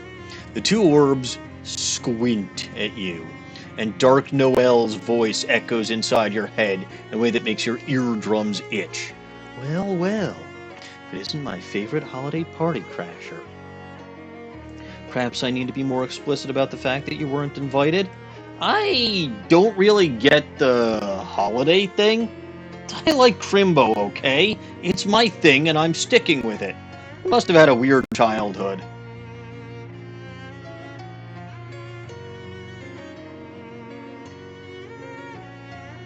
Huh. That's none of your business, and neither is the rest of this investigation, or whatever you think you're doing. You need to learn to keep your nose out of other people's affairs. I'm just trying to find my uncle. How about you keep your nose out of my affairs? What a disagreeable little urchin you are. Do you know what naughty children find in their Crimbo stockings? Yeah. The festive cheese log. I'm tempted.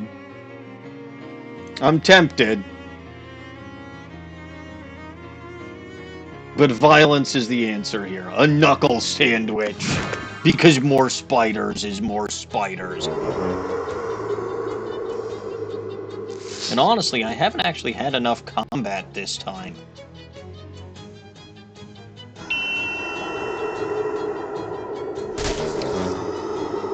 So yeah, you saw how the mosquito basically did in... Well, okay, I was not even really paying much attention to that battle, because I was just updating my counter. But, like, the mosquito dealt damage and then healed me up. Like, when I say this is one of the best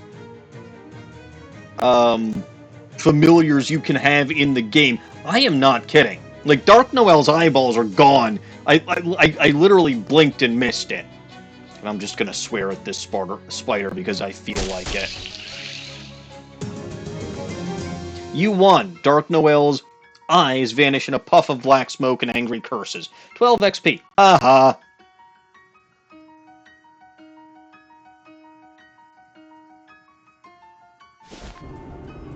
This, what do you call it, is huge. Damn.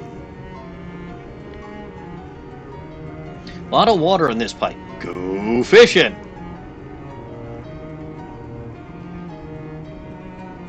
Oh good, a fish in a sack, and that's just, I don't want to. I want to get actual useful stuff. Viva precious coxswain.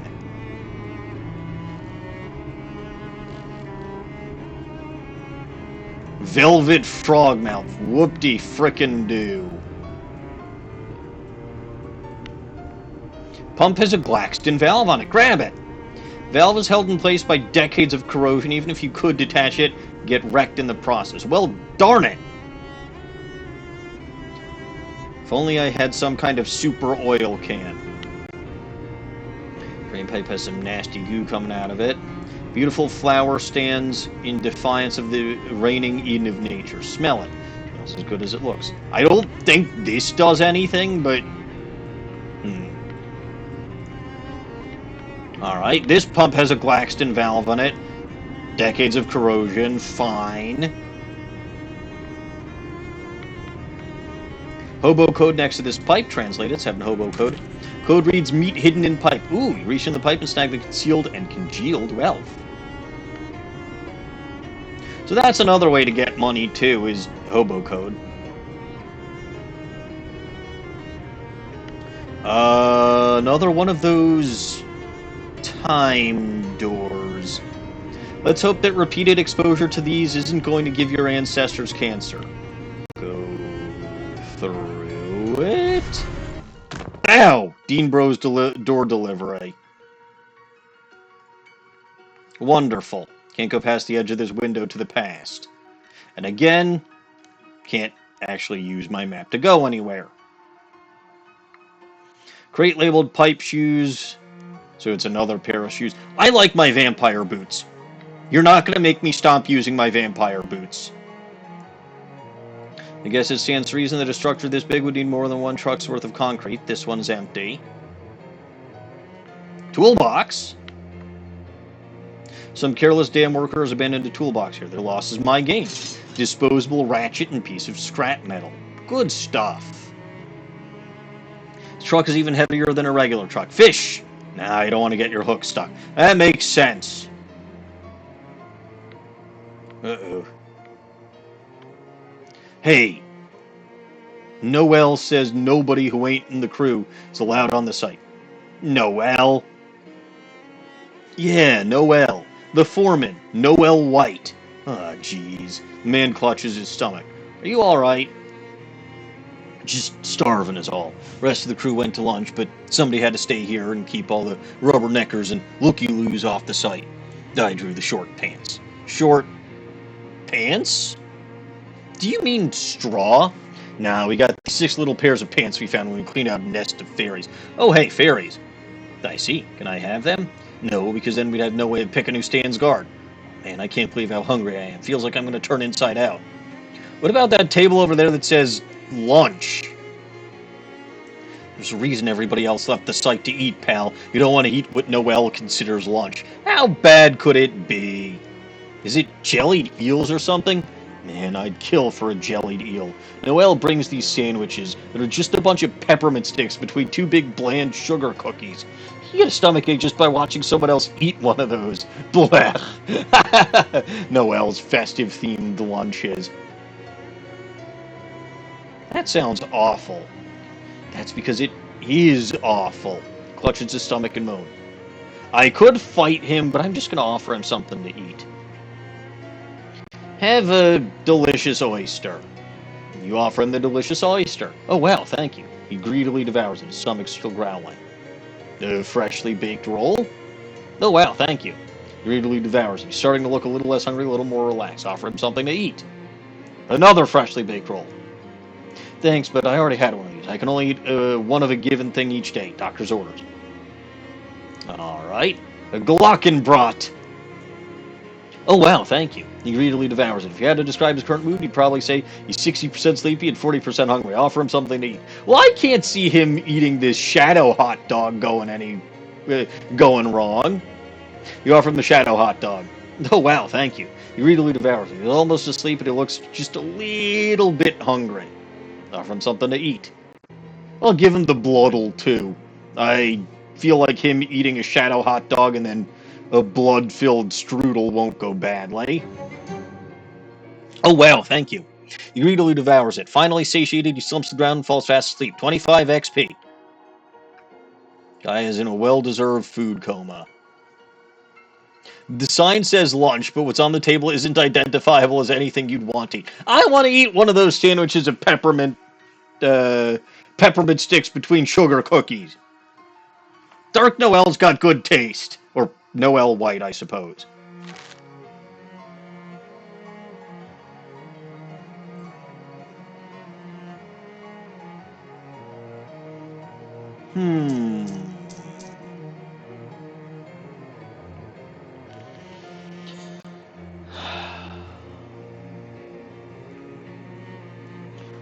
Let's actually upgrade a skill.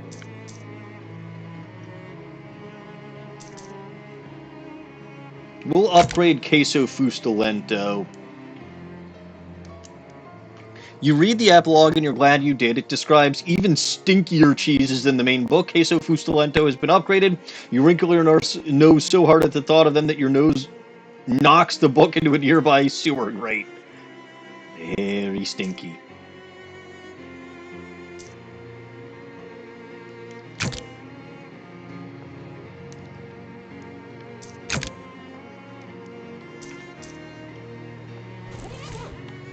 But yeah, once you've upgraded those once,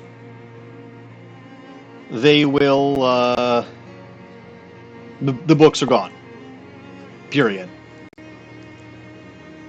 Alright, Claxman screws, Grafton nuts, an outhouse. Brick outhouse is extremely well constructed. Step inside. Ah, stretch, you say. This is gonna be fun. Give me just a sec. Oof. Ow. Ow. Ah. Much better, I think. Probably. Alright, so we're in the brick outhouse. Taps don't work, still a bunch of water pooled in the basin. Fish in there! And we get surprised. It's full of water. You should leave the rest for people who need to use the room for intended purposes. Handful of clean water. That's nice.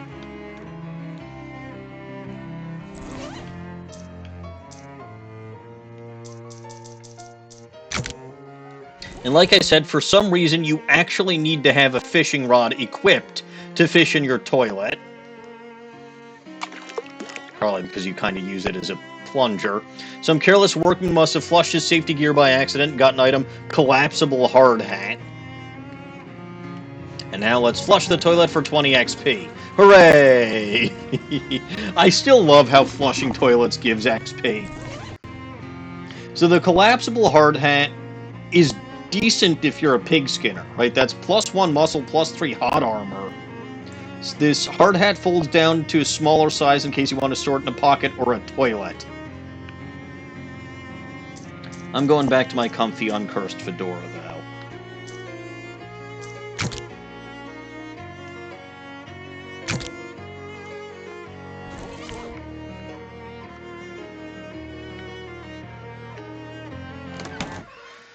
Alright. So that was Grafton nuts, Daxton shafts, Waxman discs, Braxton cords, Frampton picks.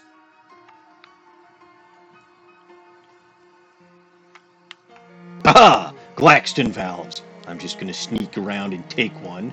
There's only one left. Good thing you got here when you did. You got an item, Glaxton valve.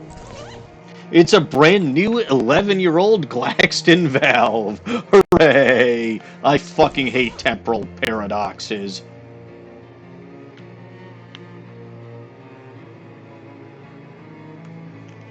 Still can't fish in there. Alright, climb up and go through. And we're back here, and we've got the Glaxton valve. And if we take a look here, Pump is missing its Glaxton valve. Replace it. I've gone through too much for this stupid valve just to give it to the government. Damn straight.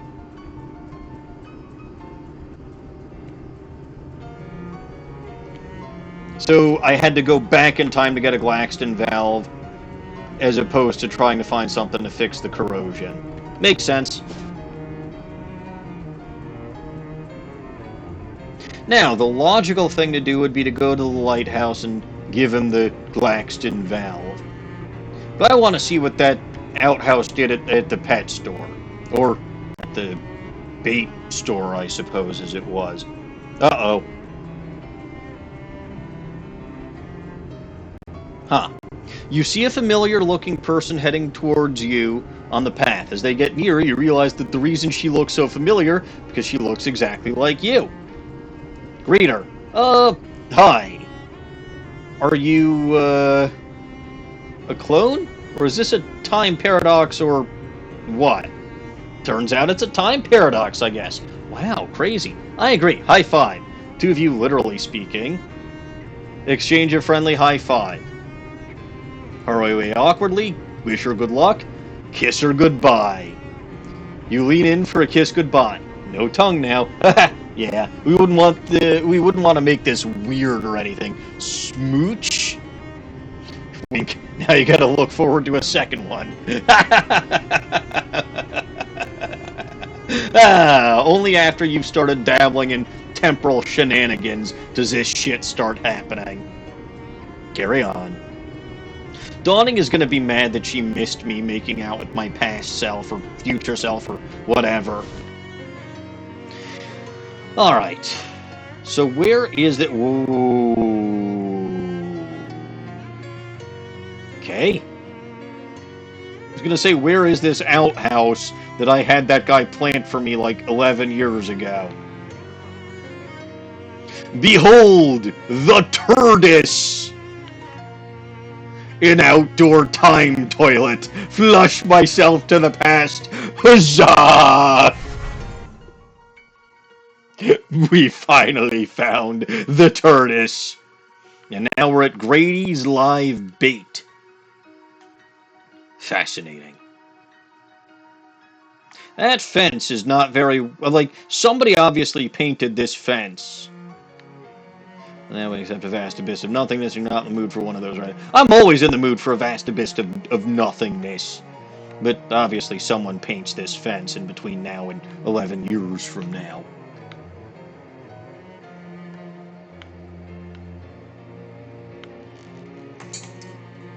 Catch your next meal today. A barrel of chum. You do not want to be pals with it. Barrel of wriggling slimy grubs. This barrel is sealed, but from the smell you'd say it's full of decaying shellfish. Barrel is full of dirt, but you're sure there's something nasty hiding in it. This one's full of pickles. Okay, probably for catching those fish that like eating pickles. A barrel of miscellaneous useful entrails. Huh. Mousetrap set up here. Disarm it. You disarm the mousetrap. Grady frowns. Hey, what's the big idea? It was an accident. Grady frowns. He walks over, resets the mousetrap, frowns again, and goes back behind the counter. The mousetrap has been rearmed. Sneakily disarm it. For Moxie. Tee. Mousetrap is disarmed, and Grady has no idea. Hi, Grady. Hello there. Hello, and welcome to Grady's Live Bait. I'm Grady, and this, he points in various directions, is my bait shop. Nice to meet you, Grady. Grady smiles. Can I see what's for sale? Sure. Can I interest you in some minnows? Minnows? Yep, they wriggle quite vigorously, I assure you. Irresistible to hungry fish. No, I don't want any minnows. Well, alright. Maybe you'd like to look at our grasshoppers then? No, I don't think so. No grasshoppers, gotcha. What about a nice handful of grubs? Plump and juicy. Gross, no. Okay then, how about some leeches? Chock full of blood. This is awful. Well, if none of those strikes your fancy, I think maybe you're not actually in the market for any live bait. I think you're right. Anything you need help with by any chance? Well, I'm always looking for people to dig up night crawlers for me. What are night crawlers? He reaches under the counter and pulls out a handful of wriggling worms, which he then waves in your face. Gah! Worms! You will never forget that smell. Interested in doing some worm hunting? Sure, I'll get you some gross worms. Good deal. Dig up, let's call it 5. 5 good-sized night crawlers, and I'll make it worth your while. Here, you'll need this. You got an item, shovel. How'll I know where to dig? And just follow your nose. You want another sniff to refresh your memory? Starts to reach under the counter then. No, no, no, no, no. I've got it. I'll get back when I have your worms. And wouldn't you know it, there's a stench mark right here. This patch of ground smells like night crawlers. Dig! You dig up the terrible creature and shove it in your pocket. You got an item, plump night crawler. Apparently I can eat it. I really don't want to. Few things have as big a delta between how cool the thing is and how cool the name is than the night crawler. Very true. I prefer Nightcrawler the X-Man to this type of Nightcrawler. But worms are fine. So, no other worms that I can find here. But if I go poking around other locations, perhaps in the present and in the past, I might find more. Unfortunately, no other worm here, but that would just be too easy. Let's try the hardware store. You see a faded billboard advertising some kind of crystal shop.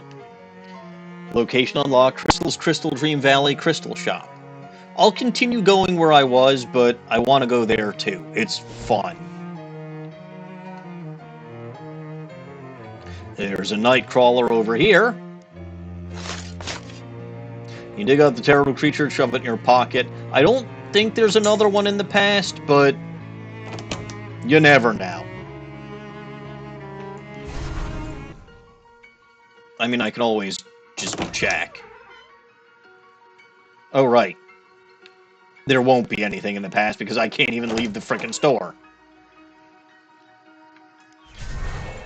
Fair enough. Alright, fine.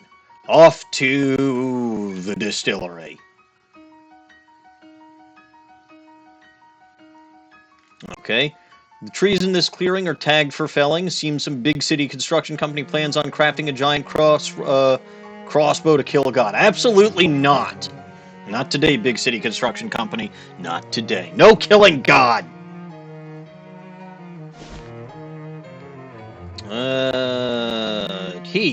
Here's a Nightcrawler.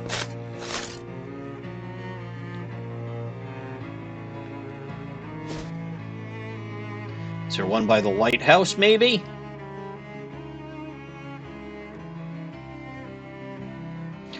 Oh, hey. Molly points out a sign posted at a fork in the trail. Sandwich Historical Village and Witch Trial Museum. Ooh, witches. Let's go check it out. You like that kind of spooky stuff. Oh, it's the berries. Gets the blood pumping, you know. Well, if they have a haunted house, you have to promise not to shoot any of the actors. No promises. Man, I'm sure Dawning will be mad that she missed it. Like, little Molly Buttons threatening to shoot the actors at a haunted house. We'll check it out later. We're on a quest for worms. Nightcrawler right over here. I think there's a total of 8. So I'm at 4 already. Go to the dam. Oh boy, off to the side of the path you see a squirrel with its tail stuck under a big rock. Free it! You lift the rock and release the poor squirrel. It chitters at you with something that sure as heck better be gratitude, 6 XP. A lot of squirrels around here. It's just nuts.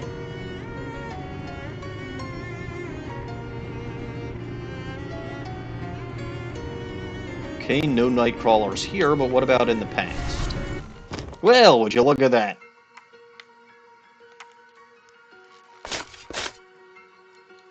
So that's the 5 that he wanted. Like I said, I think there's a total of 8. I could be wrong.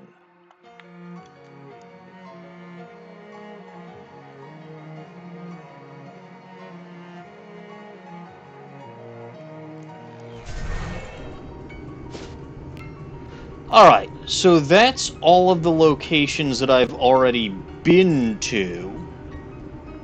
So let's go to the crystal store. You notice a particularly cobweb-strewn copse of trees. As you get near it, you catch a glimpse of a big hole full of spiders in the middle of it.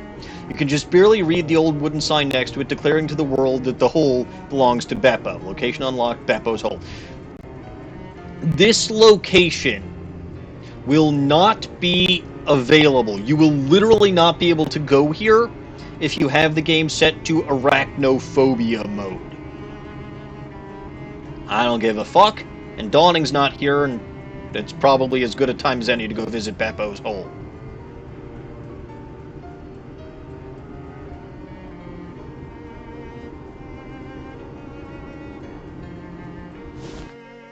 Not that there's any night crawlers here, I don't think, because the spiders would have eaten them all, but... Aren't as many spider eggs here as there could be, but it's still too many. Flack says Beppo's hole at the top. There's some fine print. Read it. Beppo's hole is named after Beppo P. Sriccio, who purchased this plot of land in 1903 with the stated intention of creating a shark sanctuary. He managed to dig one decent-sized pit, but before he could fill it up with sharks, it filled itself up with spiders. Or perhaps it would be more accurate to say that spiders filled it up with themselves and their offspring. Their teeming hordes of awful, venomous offspring. It is the opinion of the Crystaldream Lake Historical Society that Beppo's hole should be avoided at all costs. In fact, we probably shouldn't have put this placard here or included it on any of our maps. May those you leave behind forgive us. Fascinating.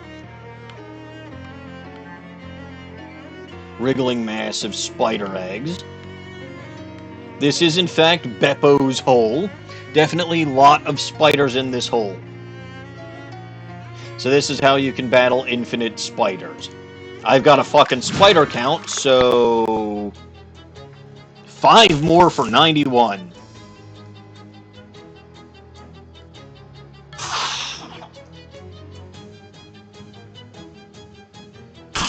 Holy guacamole, those things are strong. I mean, so is my mosquito, which is nice. Oh, I've still got the frickin' fishing rod attached.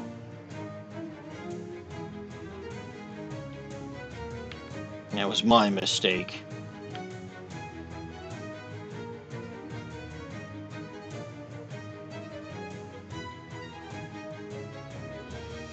But alright. I can swear at this spider. And then I can do that.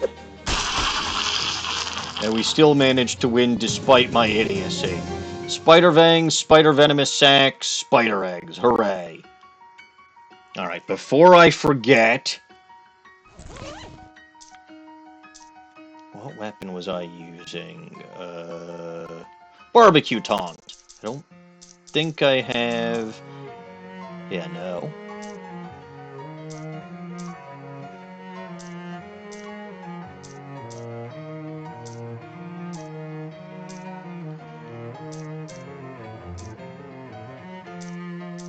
Yeah, I don't know how this did so much. Like, that should have done 9. Oh, it's a ranged weapon. And I've got the bonus from my perk. Yeah, okay. Barbecue tongs. Still, sadly, the best weapon I have for my mysticality. So you can do that as many times as you want. You'll gain XP for doing that. And I've already got 79 XP. Let's go and fight more. And that's 5 more for 101.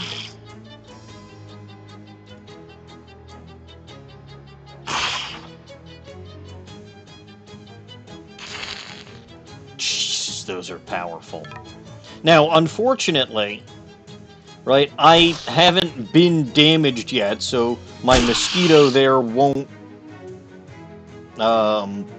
heal me until I'd actually taken the damage.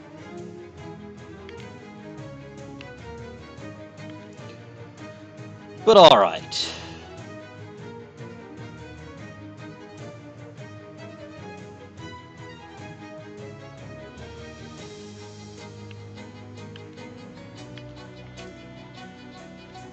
So let's stilt and splatter. Very good.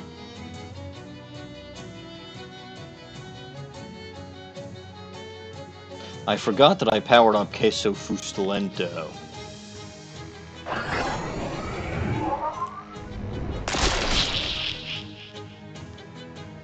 Let's flip that one over. And Molly, just shoot the heck out of that. Although, to be fair, I think I could have just kneecapped it. Kneecapping a spider sounds fun. Alfina grows stronger, 1 extra HP. Fewer spiders is better spiders.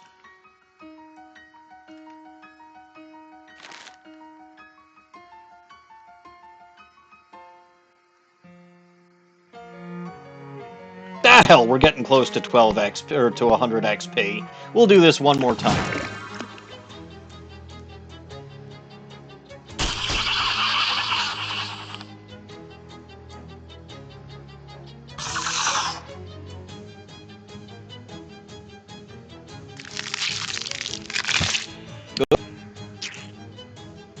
I think that one just gave birth, so...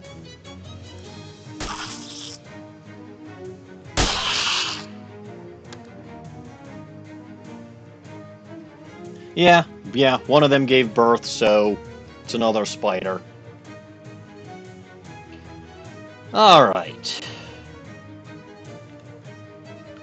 A lot of spiders here. This one is going to give birth to something terrible. And that one intends to damage me for damage, for 3 physical damage.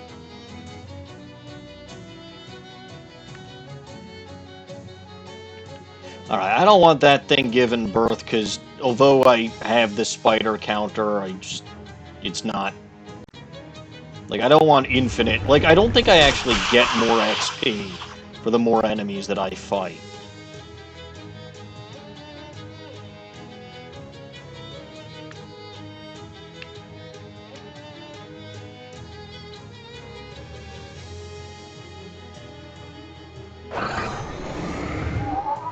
Blast that.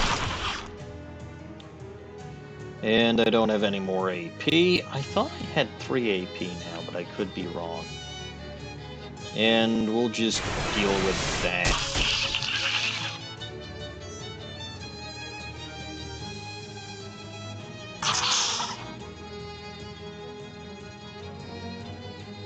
Alright, Molly.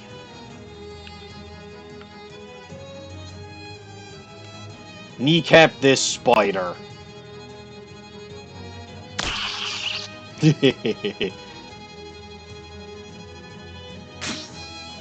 Oh no, poison. I don't like that.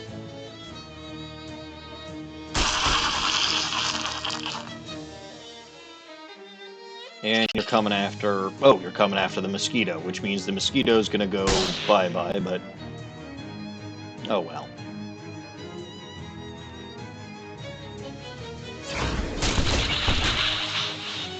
Now, unfortunately, that doesn't do 3 again against this one, but such is life. Just melt its mind.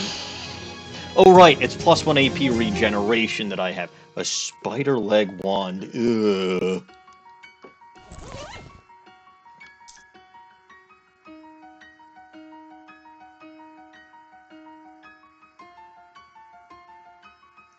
This is likely to start some arguments about whether or not various things technically count as a wand.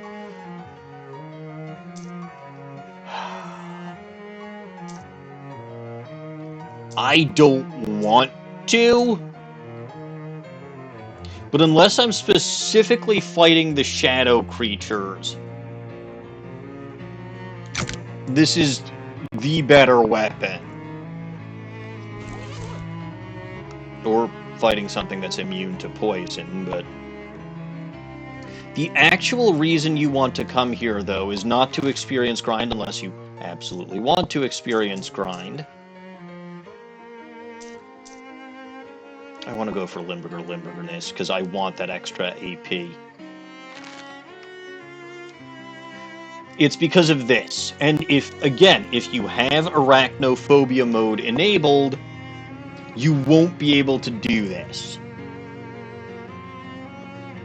This wriggling cocoon is roughly person-sized. So it's either a person who's been cocooned by a spider and is slowly suffocating to death, or a person-sized mass of baby spiders. Talk to him, her, them? Hello in there?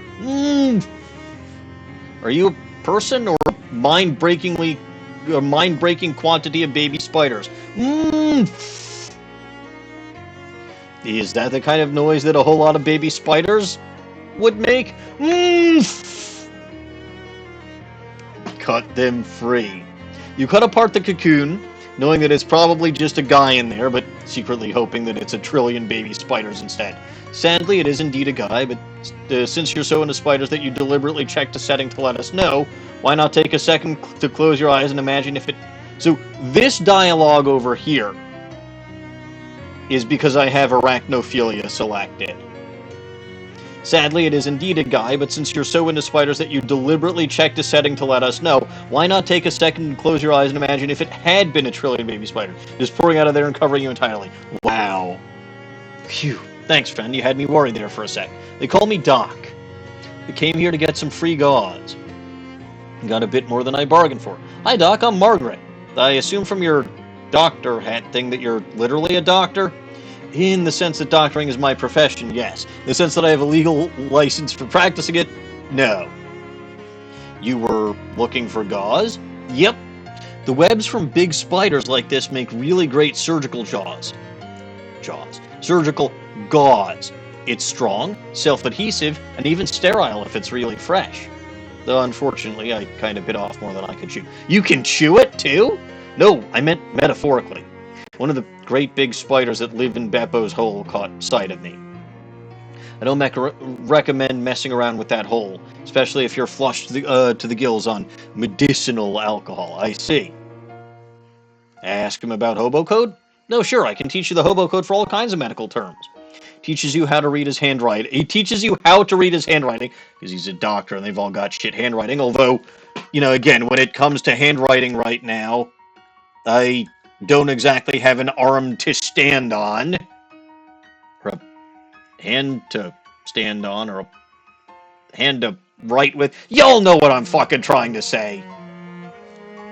My handwriting right now is not good.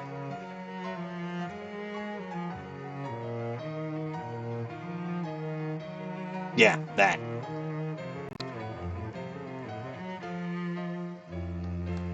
Definitively that.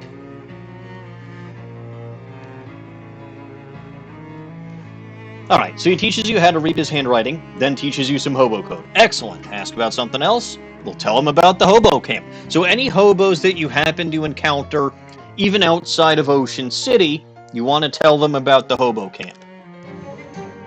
You know, there's a hobo camp just outside of Ocean City. They could probably use a doctor. Great! I could use some patience, because I'm much too eager to get doctoring.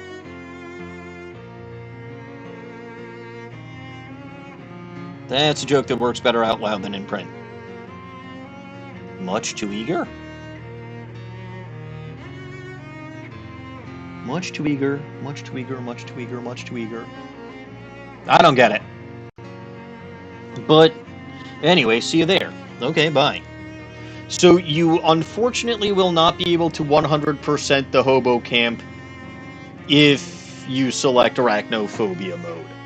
But if you're actually genuinely afraid of spiders, and even the cartoonish ones in this game set off your arachnophobia, then that's fine. Clear out the spiders for now, there'll probably be more spiders if you come back on a different day. So, I forgot that was a thing. But,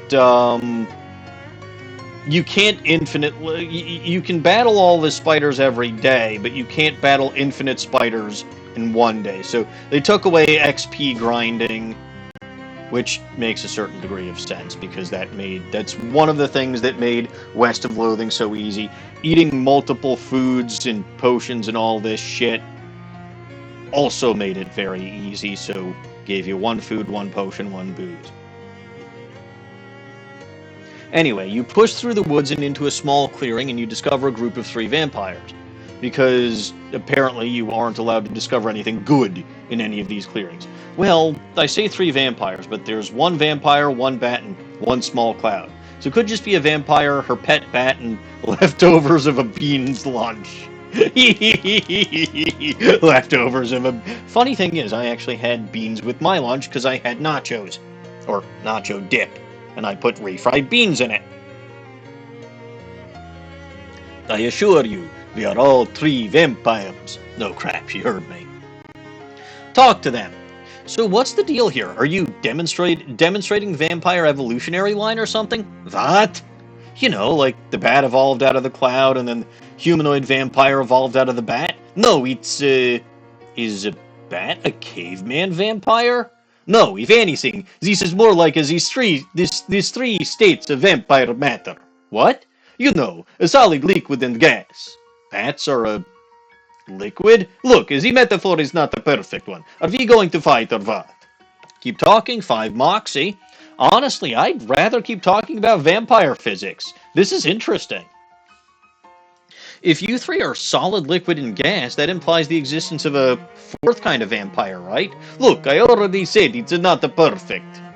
Well, actually, yes. Now that you mention it, there is a 4th kind of vampire. A plasma vampire?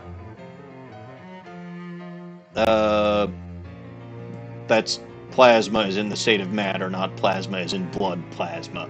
Yes, when the vampire is destroyed by sunlight, they sometimes become a high energy but a short-lived vampiric spirit, which we call a moroi, which, now that you mention it, is rather analogous to the plasma state of matter. Neat. Well done. I have never thought of this before. You are very intelligent for a human. Aw, heck. I was kind of just stalling for time, to be honest, but maybe bats are liquid. Everyone turns and looks at the bat, who shrugs wordlessly. I should go find some other vampires with which to discuss the implications of this. Good evening, human. The vampires disappear into the woods, leaving behind the remains of their picnic, 13 XP and cosmetic wine. Sweet. You can also fight them. Uh-oh. I see 2 things which require my immediate attention. Yep, plump Nightcrawler and Dawning would never forgive me if I didn't reach inside this friendly little void over here. That makes 2. There's a reason I have this counter. It's a weird shadow pocket or pouch or something. Reach inside. Another shadow hot dog! That doesn't do me any good. You stick your hand into the hole, grab the first thing your fingers brush against, and yank it back out. Hooray for a shadow hot dog. There are other things you can get from those, by the way.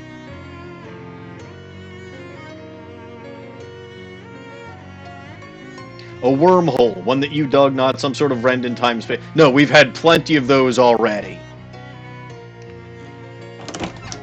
Oh dear. Well, this doesn't look like a... It's like they're out of everything. Nothing on these shelves. Maybe there's crystals here, but they're so clear you can't see them. Shelves are bare. The proprietress of this empty store has nothing to proprietor. Talk to her. What do you sell here? What do you think? Nothing? You're dead right, aren't you? And that's funny, don't you think? Because you'd really think that a crystal store next to a crystal mine would sell crystals, wouldn't you? Please, you're using too many italics. I can't focus. Let me tell you a little story about a young woman whose name is me. Ooh, I love little stories. My parents wanted me to go straight into college, so that's what I did. But college girls, they're only thinking about one thing. Sex? Oh, no. Getting a degree so they can work in a mine. I'm not like regular girls, lady. I want to sell the things that come out of a mine. Sure, gases and such. So I dropped out, moved across 13 states to the best crystal mine in the country. When I arrived, the mine was out of business. And now so am I, before I even got started. I missed why you wanted to sell crystals specifically. My name is Crystal. That doesn't mean you have to sell crystals. Yeah, but it means I just gotta keep fewer nouns. I got fewer nouns to keep in my head. You want me to check out that mine? Oh yeah, break me off a couple of crystals for you were thinking. Not asking you to clear out the whole mine, lady. But with just a few crystals, I can afford to send my whole sorority down there. Hey, Gumbuckle Mine unlocked. I'll see what I can do.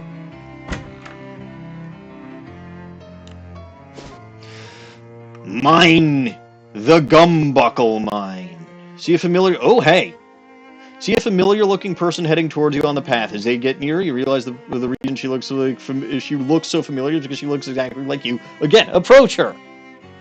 Aha! So this is that interaction from the other perspective. Hi, are you a clone, or is this a time paradox, or what? Turns out it's a time paradox, I guess. Wow, crazy. I agree. High five. Two of you, literally speaking, exchange another friendly high five, or, well, I guess it's just the first one again. 5 XP. Nice. She leans in for a kiss goodbye, because that's what I did before. No tongue now. Yeah, we wouldn't want to make this weird or anything. Smooch? You shoot her a sassy wink. Now you get to look forward to a second one. Continue on. Hey, look, a Nightcrawler. Hooray.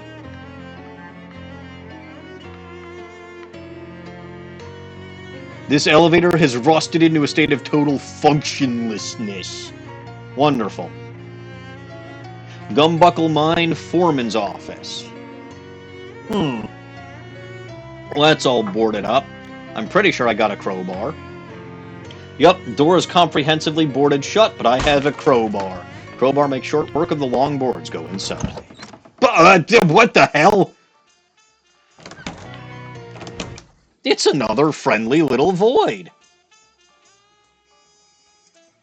Well, alright then. Hello there, friendly little void. It's a weird shadow pocket or pouch or something. Reach inside. Why the hell do I keep getting shadow hot dogs? Again, I swear there's other things I can get from here, and some of those would actually be things that I want, as opposed to shit that just increases my muscle and melee weapon damage.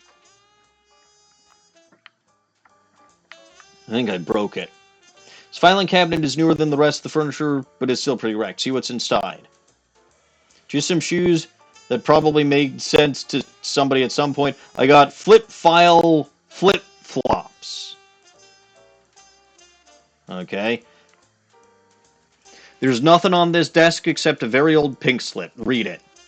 Reason for termination is listed as shirking of elevator maintenance duties. Well, that makes sense, right? We know that the elevator outside was rusted to a state of complete functionlessness. That sucks. Very, very, very poor decision. Little radio's playing some big band music. Cabinet is securely locked. Well, that sucks. Nothing on the coat rack. Oh, fuck. I gotta go back in time now, don't I? Step through. 1906 calendar. Wow! So I jumped 22 years in the past. The desk with nothing on it, or under it, or behind it, a huge disappointment, really. An empty bird cage, they must have run out of canaries. Well, that sucks. This version of the cabinet is unlocked. Look inside. Fortunately, this version of the cabinet is empty. Consarn it! There's a jacket hanging on the coat rack, which I guess technically makes it technically a jacket rack. Search the jacket. Got an item, Gumbuckle Mine cabinet key. Alright.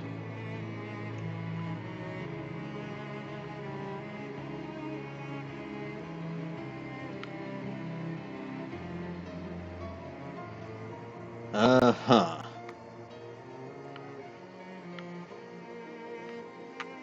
So I can ride the elevator down over here.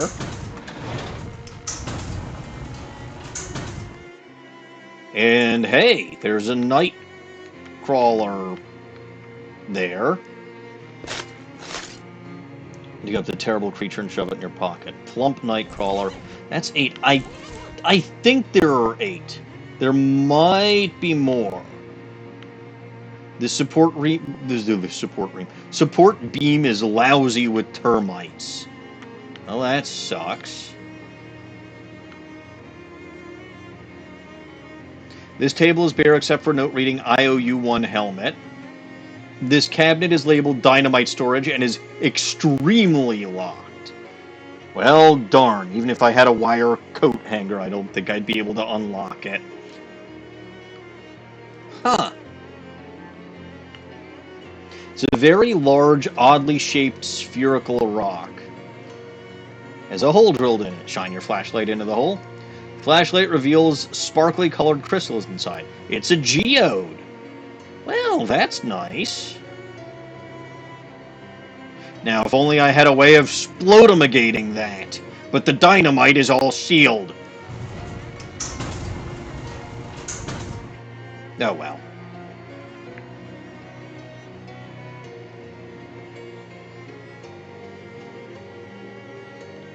Let's go back to the future. I've got the key now, so insert cabinet, or insert that into the cabinet. Cabinet is empty except for one can of elevator grease. Hooray! This can is labeled elevator grease, so don't go thinking you can use it to lubricate a ramp or a staircase or a funicular.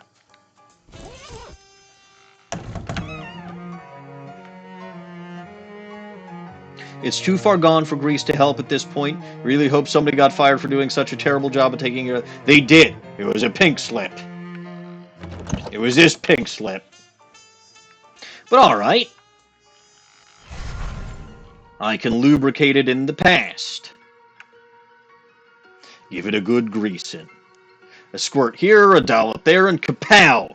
Thing will run like a charm for at least 22 years. But I've already been in there. I know what's down there. There's not much I can do in there right now. So let's go back to the future. There's nothing on the desk except an old Employee of the Month award certificate. Take it. You're the only one who's even been here this month, so you definitely deserve this. Got an item. Employee of the Month award. Hooray!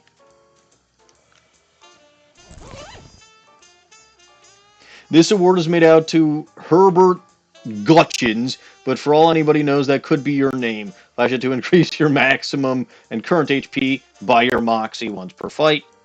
It's an offhand item.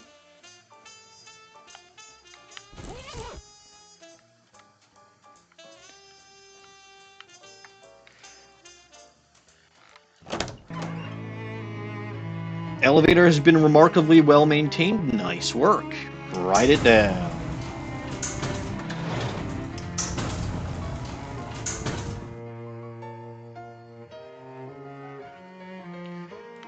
This way is completely blocked off with fallen debris. That's nice. Big crack in the wall here. Massive cave-in. Actually, I suppose it's technically a mine-in. Well, fuck. That support beam did in fact have termites in it, didn't it? I believe I remember that hardware store had pesticide juice in it. Oh, actually, I want to stop at the pet store again, because I want to show something.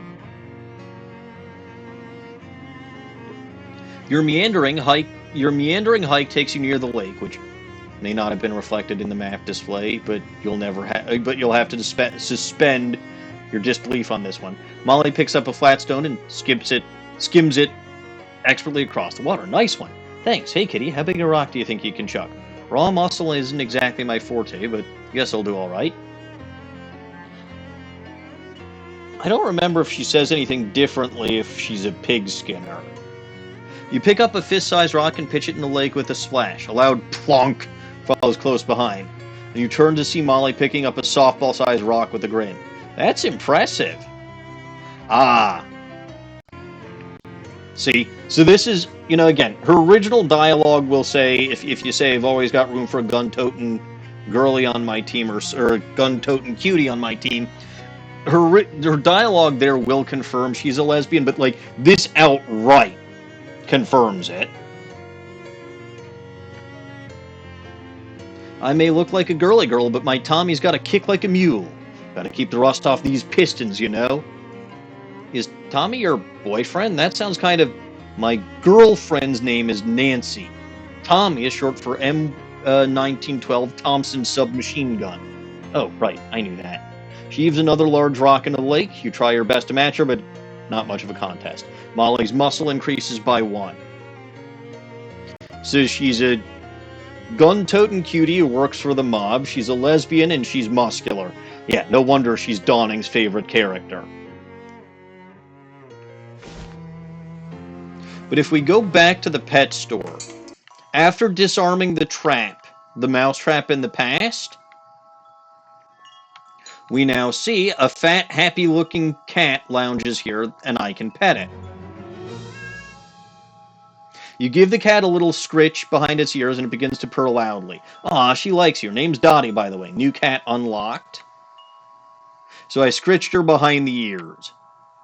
And now I have another cat that I have located. You have to disable that trap in the past so that she's got mice to eat.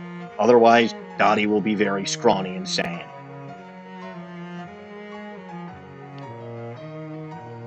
Anyway, on with the... Well, since I'm here...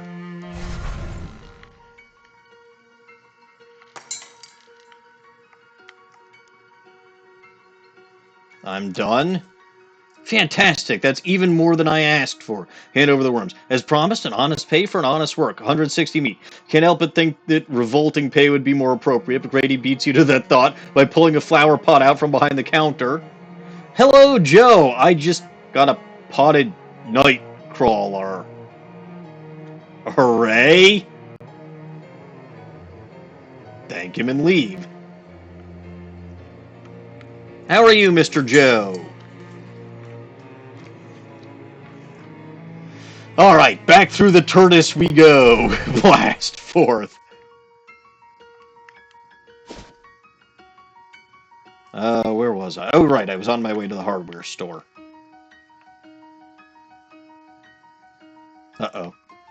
You hear raised voices and sounds of commotion nearby, and head in that direction to check it out. As you get nearer, the voices become clearer. Someone's yelling for help! You pick up the pace and soon find a small glade in the middle of the woods, filled with odd little structures and large, beautifully colored butterflies. Something feels a bit off about the whole scene, though. So instead of rushing in, you crouch in the bushes and creep around the perimeter, looking for the source of the yell. One group of the butterflies is nearer to the bushes than the others, and as you get closer, you can see that they have little human bodies. They're fairies! Wow! Real fairies! Just like in the, fairy tales. They seem to be giggling maniacally about something. Ah, you just finished. What anime was that, Joe? And what's it about? Seem to be giggling maniacally about something. Well, I know about maniacal giggles. Let's listen in. I didn't think we ought to mess with them, Mike. They're creepy. Shut up, Jim. I ain't afraid of some weird butterflies. At least that sounded uncannily like regular-sized human voices? Weird. Are they mimics? Like parrots? Hey, get off of my ear, you little varmint. What the... Ah, my eye, my eye! Ah, get it off me! Huh? Huh. They always seemed much nicer in the bedtime stories. Oh, the fairy lair. Let's deal with it later or never. But this game has fairies in it.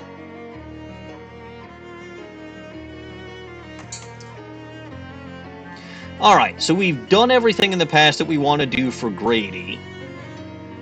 Anyway, let's talk to this guy about termite poison. Got any termite poison? I wish. Regulatory agency made me stop selling it a few years back because it was, quote-unquote, killing everybody who used it. Huh, so it's more of an everything poison then. Yep. Wicked good for termites, though. Huh. It's called The Dangers in My Heart, about a middle school boy who wants to kill the most popular girl. Well, that sucks. I guess, well, romance not, so wants to kill her. And then develops feeling. Yeah, that sounds like anime, alright. But okay, if he can't sell the termite poisoning in the present, this looks like a job for the past.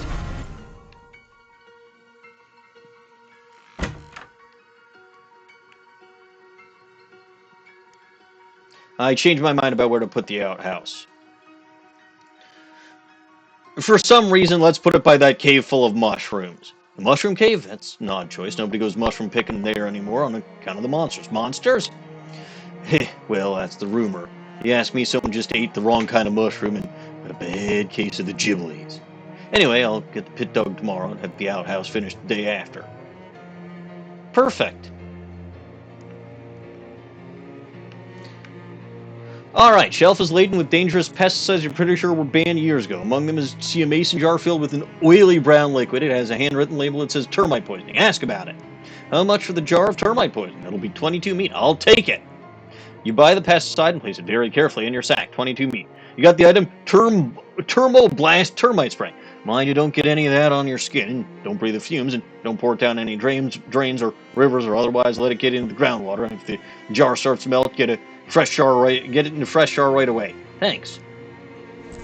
Thermoblast termite spray. Spray canister filled with chemicals that history demonstrated to be just as dangerous to humans as it is to termites. Potted nightcrawler. Nightcrawler in a vessel full of its own food, which is also its own waste.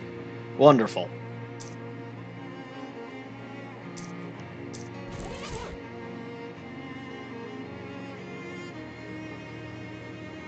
Look, this is just where I put things because I don't have anywhere else to put them, Joe.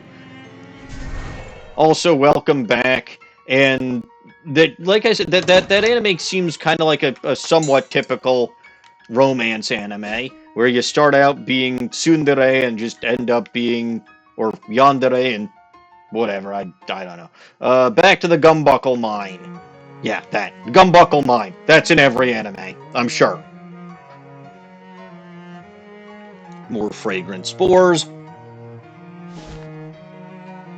Now I can go blast that termite-ridden Hoojamajiggets in the past.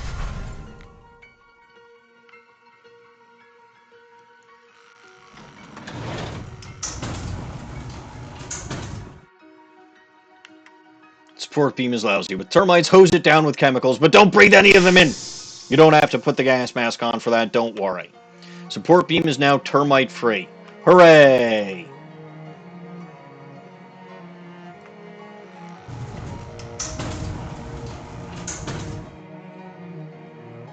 Okay, Joe.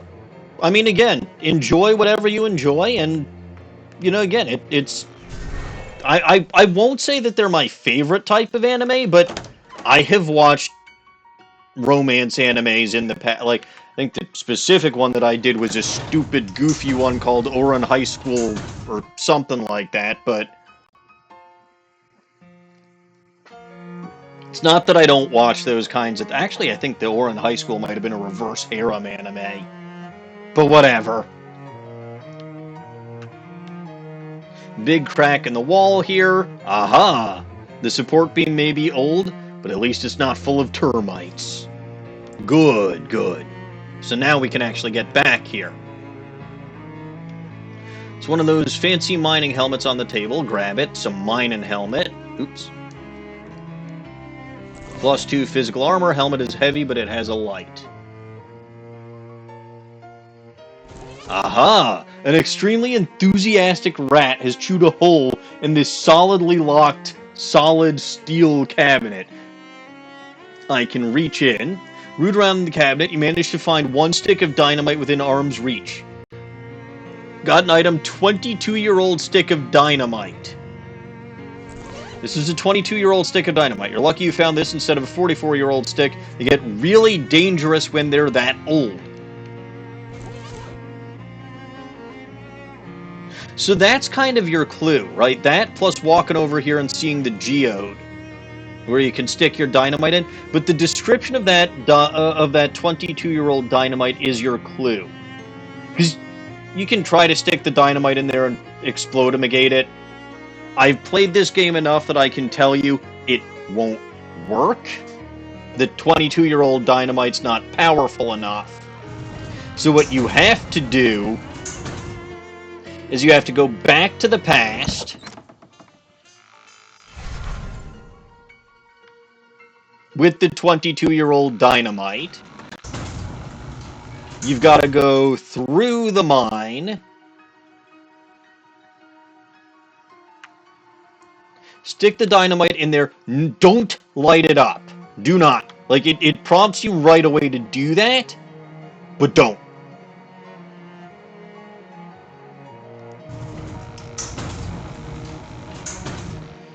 And then you go back to the present.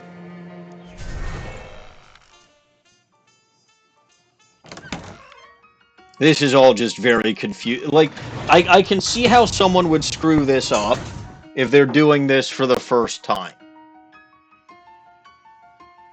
And they don't read item descriptions. There is an extremely old stick of dynamite in a hole in this thing. It's practically squirting nitroglycerin. Light it up, baby! Kaboom! You've blown the geode open, exposing a huge variety of crystals. You should go let Crystal know. Excellent! Tunnel saw how the others were blocked off and caved into pure pressure.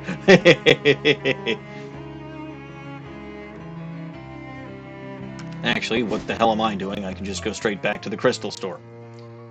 The stench of death hangs heavily from the trees in this glade, but this is curious. On the fourth floor, a handful of standing stones is displayed, scattered with no regard to order. Arrange the stones. With the stones arranged in the pattern of a thumbs up, the trees are visibly rejuvenated. Alright.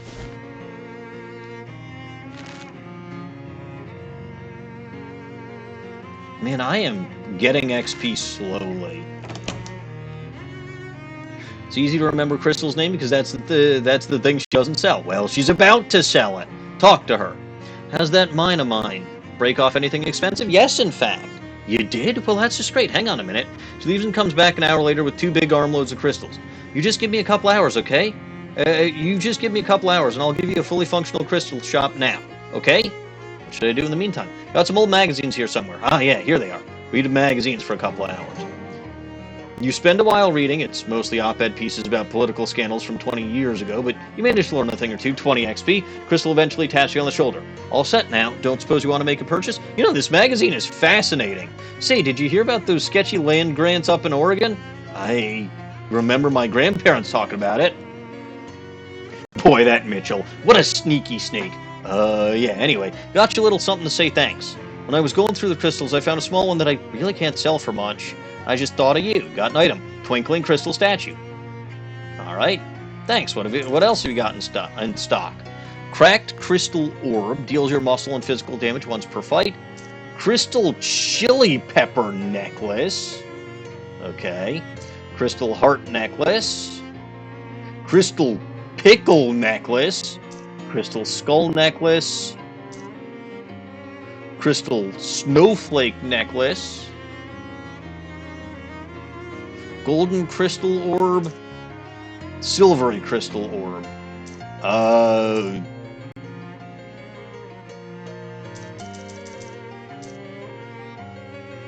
Whatever healing magic this crystal had in it has gone sour. Fun! There's really not much that I can... Like, if I need any of these armors, that's fine. If either of these healed for mysticality, or if any of these did mysticality damage, that would be something, but... I'll buy one of these just to be nice. Shelf laden with beautiful crystals, thanks to you. Ah. Crystal Smiles is reflected in the merchandise. Well, good. We made a girl very happy.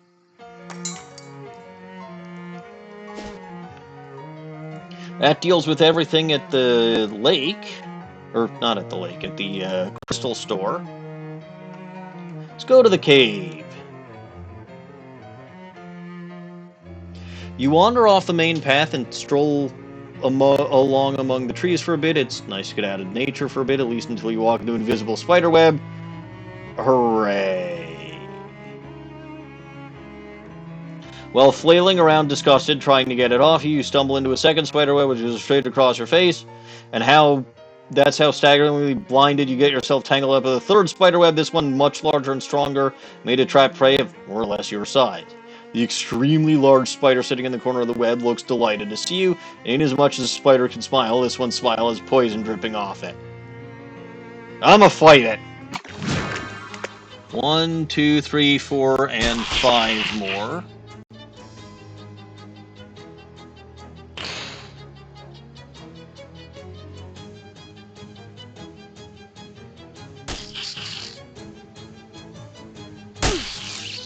Man, this fight's going pretty well.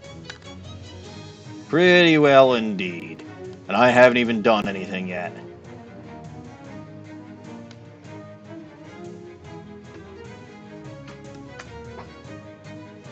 Jeez. I forgot that I have the spider wand equipped. Alright. So that'll take that one out and do some good damage to those two. Both of them have 2 HP left. Launch Parmesan Missile! And bonk you with a spider thingamajigger of your own. Hooray. Oh hey, there's a TURDIS over here, which makes sense because I told him to put it there.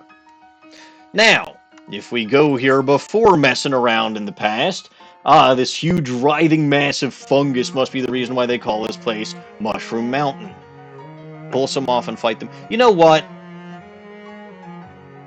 These guys are also, because they're mushrooms, they're immune to poison. I don't like using the spider leg wand. I'm gonna go back to using my barbecue tongs. I hope to find a better weapon at some point in the future. Oh wait, they're not immune to poison. For some reason I thought the mushrooms would be immune to poison. That is 2 more spiders, though.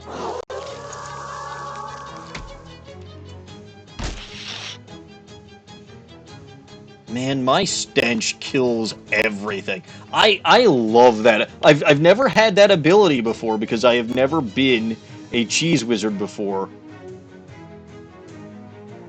Oh yeah, you've got sleaze armor. And stench armor.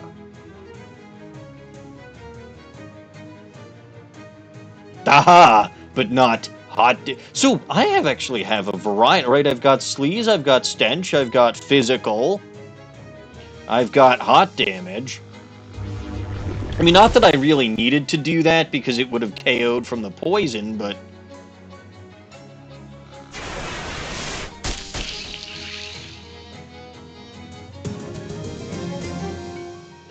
You reduce the amount of fungus in the mountain by a small amount. There's still a lot of fungus remaining. Alfina grows stronger. Aha! This is the berries. I ain't gotten this many fights in ages.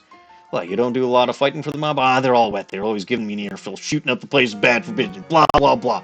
Glad you're enjoying yourself. Molly's Moxie is it. So Molly gained a level from that.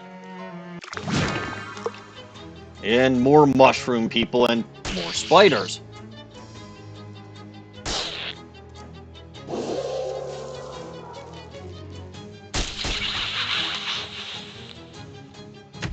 Do you smell that? Well, it smelled it enough to make one of them faint or curl up and die. When your stench is bad enough that it even makes a spider faint, you got problems there, buddy.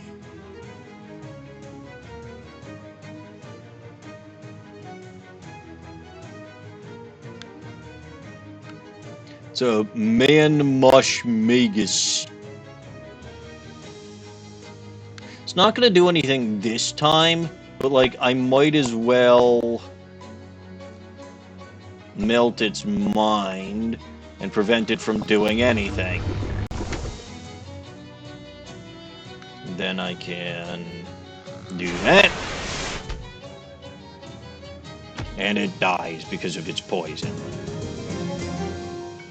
Got a mushroom cap and a mushroom steak.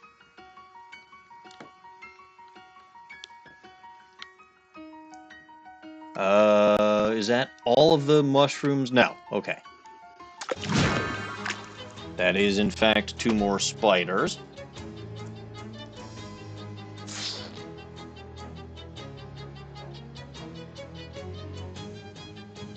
You can see how powerful Alfina has already become.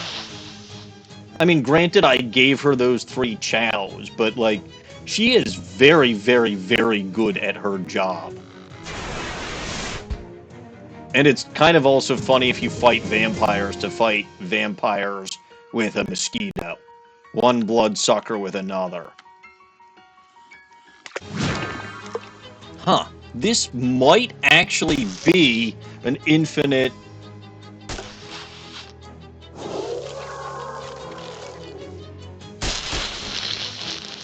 I honestly don't know.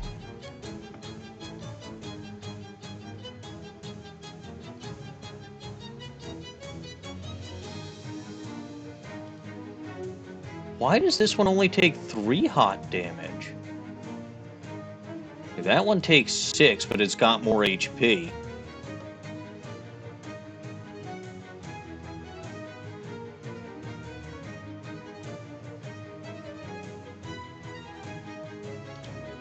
That's just gonna do better.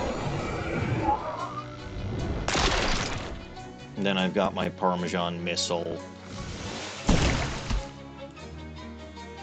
And my... this thing.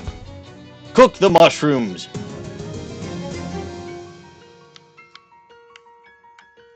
Yeah, this might be infinite grinding, which...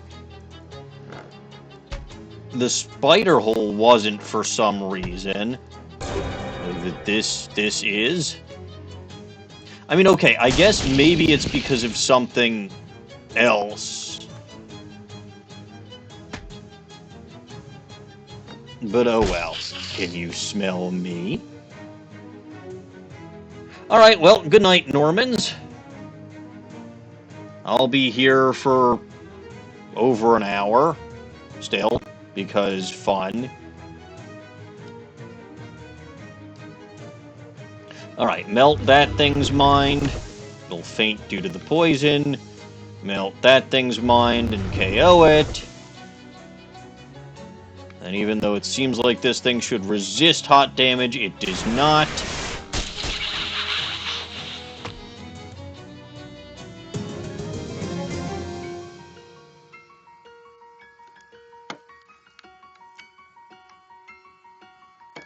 I think we're good. Yeah, I've got 245. I wanted Limburger Limberness. I've got 45 more XP, so... we're doing pretty good. Now, keep in mind, I suppose, if you really do want to XP grind, do it, because if you go through the past and do what I'm about to do, you won't be able to anymore. Temporal anomaly does not look inviting at all. But alright, we passed through the TURDIS, and this is before the cave was infested with a bunch of mushrooms. Now it's just got some mushrooms here. Non-violence appears to be the only... non-violence appears to be a non-option here. Violence, then! Lots of violence!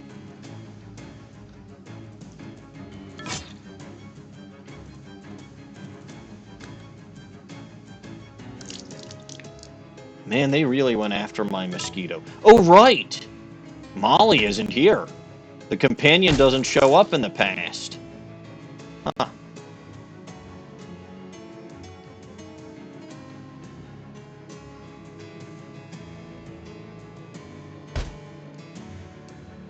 Sleaze. Sleaze.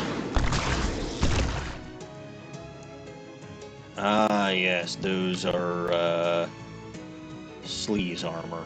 Damn it. Oh well. I'll still take out both of them and the big guy over here.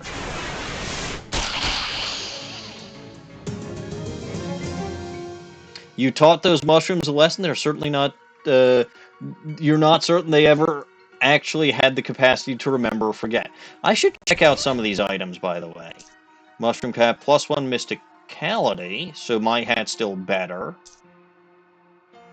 The mushroom spear is still not as good.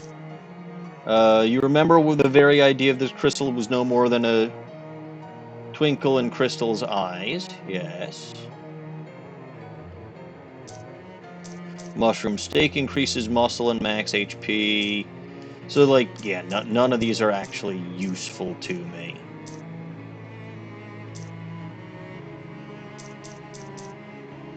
I mean, the mushroom cap's okay, but, like, you already have the uncurse. Like, I guess it's useful if you uncurse the fedora and it had the wrong M-stat boost because you did it when you weren't supposed to, like a doofus. Uh-oh. More malevolent moving mushroom men. Massacre.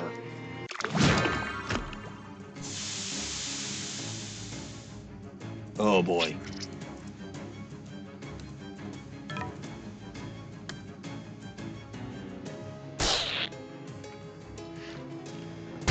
Yes.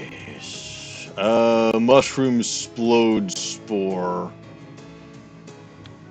Let's not attack that.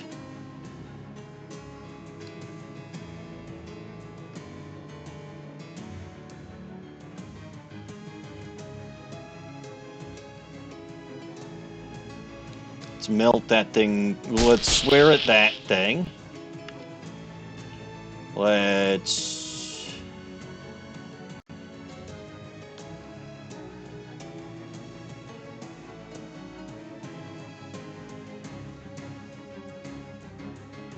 Huh. Alright, well that'll at least stop the mushling from being able to attack. I do still have 1 AP because I am now good enough to have multiple AP. I can do 17 and take that one out. I can do 17 and prevent that from attacking. I want to get rid of that because that's just going to deposit another mushroom. So...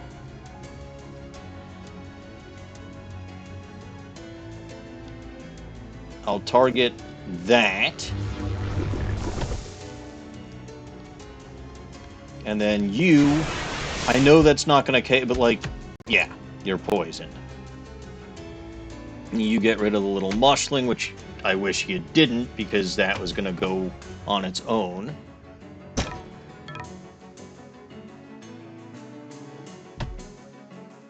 But it's fine.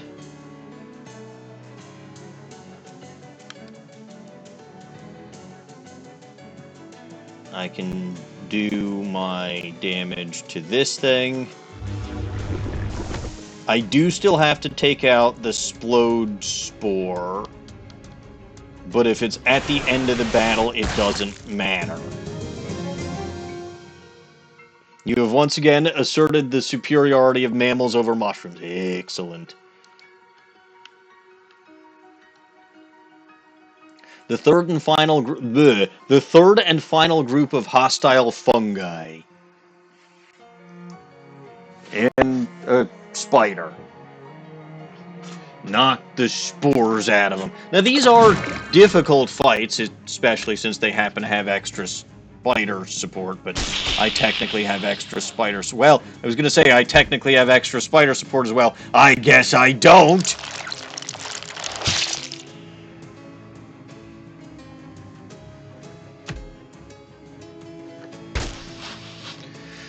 Alright.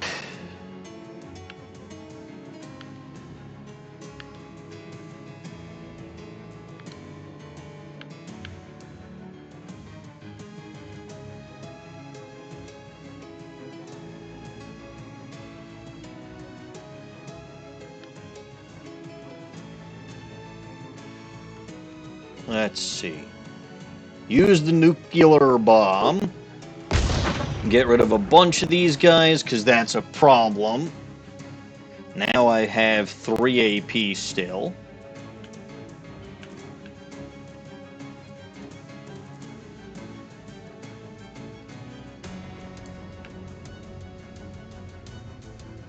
Sleaze you.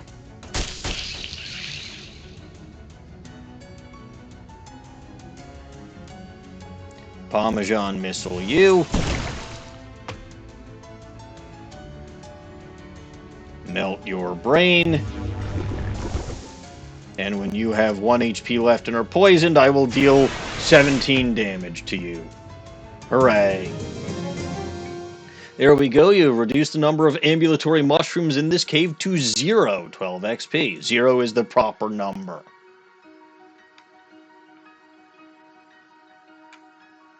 Whoever misplaced the sacks apparently did not know that trees do not generally grow in caves. Huh. This is a good item to have if you are a pig skinner. Anyway, based on its unnatural appearance and aura, you'd say this is the source of the bad mushroom magic. Destroy it.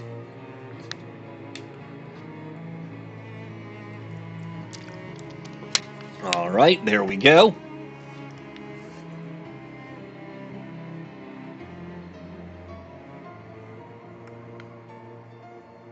And now we return to the present. Present. Do you comment on... Yeah, you don't actually comment on how I disappear places. At least not through the TURDIS.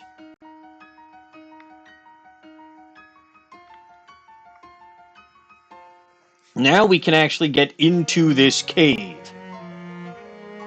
There's no longer a bunch of evil We'll have to go deal with that in a bit, but I guess there's really no real reason other than the friendly little void over here. Hooray! I finally got something that's not a frickin' shadow hot dog. It's not the most useful thing in the world, but hey, it's something. Shadow Bomb. Okay, you know what? I take it back. Deals 13 spooky damage to all enemies, which is pretty good. I think it's better than the frickin' nuclear, but some enemies might have spooky armor. Then again, some enemies also have physical armor. If you were, I believe, a crypto-botanist, you'd be able to get something from those glowing fungi. But other than that, in a little void, there's really no reason to get rid of your infinite XP. It's very sad I only have 81 XP and I can't get anything else for that right now.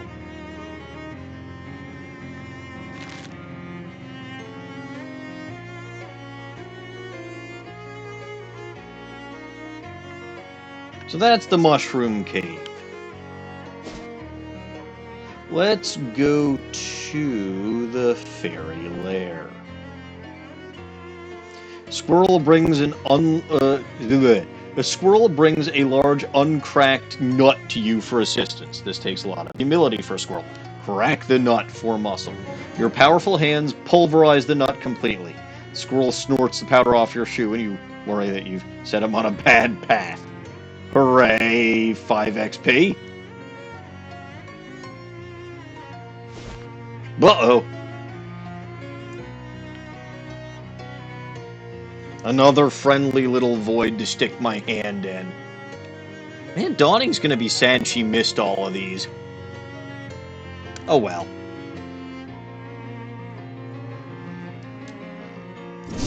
Stick your hand into the hole, grab the first thing that your fingers brush against and yank it back out. Shadow Milkshake. Increases your mysticality and max AP by 2. So this is probably the most useful thing I can get from the friendly voids. I have to remind myself.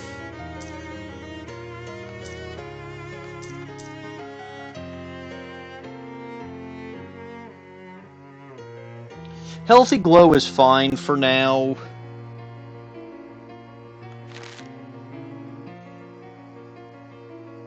Right? Yeah, Healthy Glow is fine for now. This mess of twigs and sap is a fairy nest. Reach inside. You fumble blindly in the nest and find a knife. You pull the knife out of your hand flesh and stick it in your pocket. Fairy knife. This knife is too small for you to get a good grip on it with your big, clumsy human hands. Causes the target to bleed for 3. So that's a combat item, not a melee weapon. Anyway, bunch of little fairies here. It's probably safe and fine and good. Fairies put up their tiny dukes as you approach. Fight them! Well, that one's gone already. Oh, also more spiders. I keep forgetting combat means more spiders.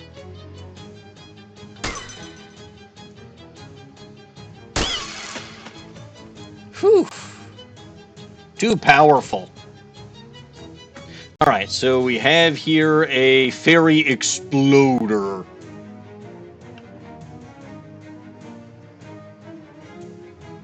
Which sounds safe.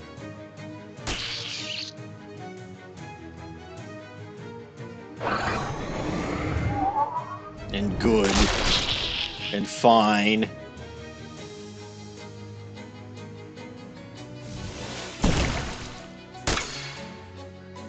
A lot of physical... I mean, this is another reason to have something like that deals hot damage, because those fairy exploders... I mean, again, it's only 1 hot damage, but still. Although I thought it would be more, but... whatever. You showed those fairies who's bigger and tougher than a fairy. Fairy dust and fairy cake. Alright, to a fairy, this is a huge birthday cake. To you, it's a grisly reminder that you killed a fairy on its birthday. Increases mysticality by 1, damage magical weapons by 2 until you eat something else. Increases spooky armor by 3. Weird stuff. It's weird that such vile creatures have such nice dandruff. Aha. Another fairy nest. Dig around in it. Ah! The nest contains nothing but garbage and a mousetrap which snapshot on your hand. Get in effect hand injury. So that effect is -1 muscle. You injured your hand, and it's making things slightly harder to handle.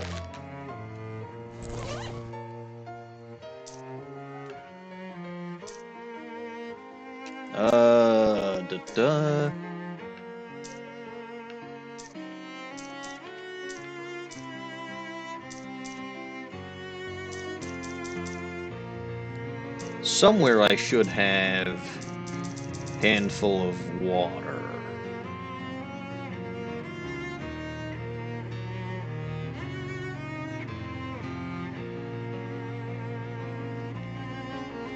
Never mind, I'm not looking for that.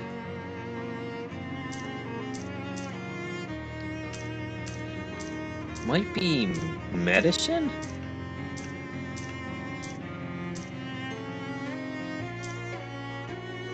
Or I guess combat items.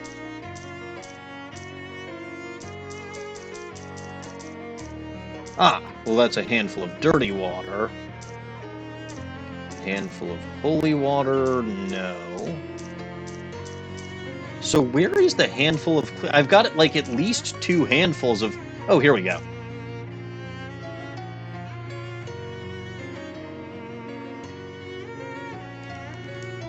I swear I could use this to... Oh, I think it might be a like handful of soapy water. Oh well, no matter. There are other ways to get rid of that. Plus, it's just muscle. I don't care about that, so... We'll deal with these fairies and show them who's the boss. Got rid of the fairy wackadoo real quick there. Oop.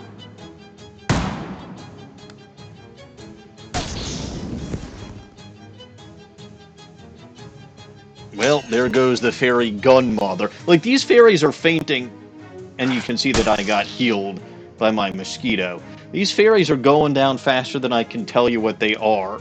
This one here is a fairy twig thumper. This one here is a fairy pine needler.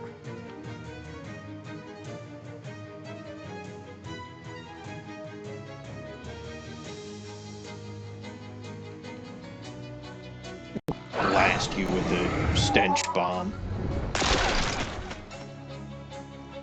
And swear at you.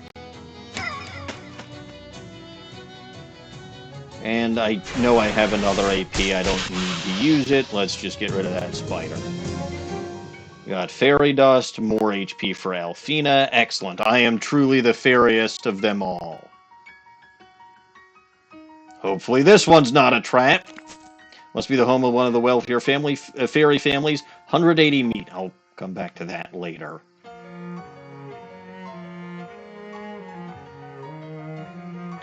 Alright. Oop. Huh. There are a lot of fairies guarding that nest. Must be something good inside. One can hope that it's not just another fucking hand injury. Fight them. Ooh.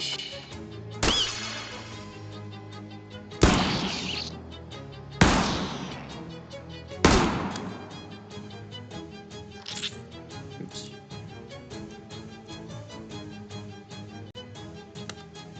All these fairies, and they're like they're almost as bad as little goblins. The fairies actually think themselves to be a threat. Fairy mush tender, 12 HP. But I can deal with that by swearing at it and then hitting it with some stench.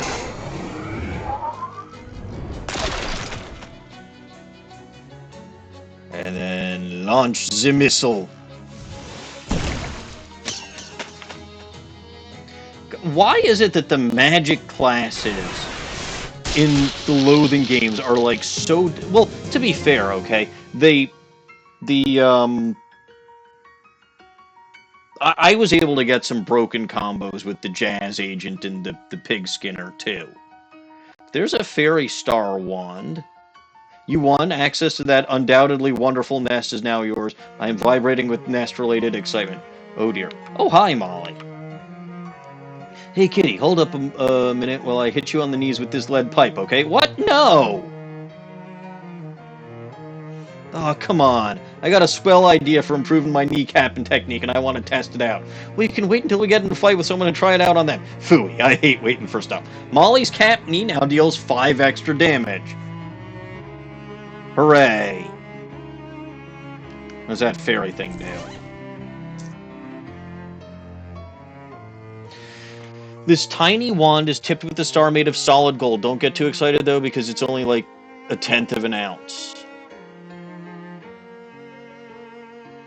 It does physical damage, which I don't like, but that's still better than the other weapon. Oh, hey, more fairies. Another fairy nest, what horrors must wait within? It's full of rocks. Huh. Inspect them with Psychogeologist. Extract all the useful compounds from the rock. Okay, that was not as good as I thought it might be.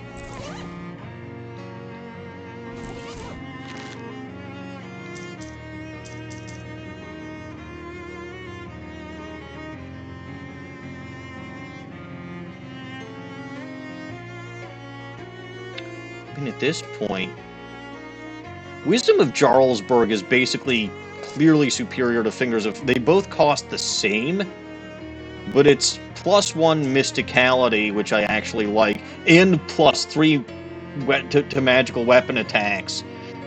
+1 Muscle, I don't really care.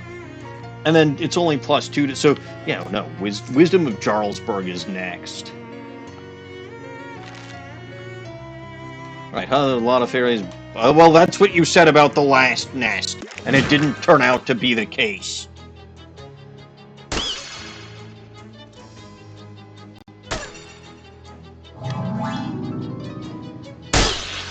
What just happened? Oh, the fairy wackadoo. God damn you, fairy wackadoo! But it was everybody on the field. Right, the fairy wackadoo damaged its own companions, too. Because he's a fucking wackadoo.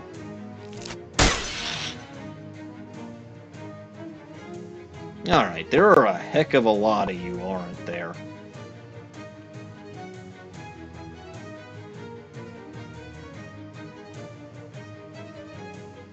I have a solution to this problem. I mean, don't knock combat items. Like, I could have gone through and dealt with all of those things, you know, probably had Molly do some stuff, but why? Well, okay, because Molly should do stuff. That's fair. But... Ooh, what's the fairy skull wand do? Also gun parts, which is not what I was expecting. Okay, yeah. Tiny wand is equipped with tipped with a fairy skull, which is like a human skull, except it's only about an inch in diameter. This one. The Star Wand lowering opponents' mysticality is fine, assuming that they live past you doing that and they're magical anyway. This is better because spooky damage is still elemental damage, and that's kind of what I prefer in this game. Right, this better be worth it.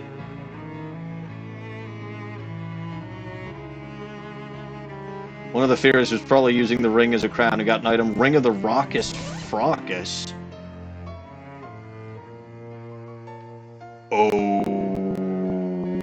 Okay. I don't know what that means, and I don't want to. 147. I'm still 3 XP short. Wow, this thing is horrible. Must be meant to scare humans away. Take it back to my room.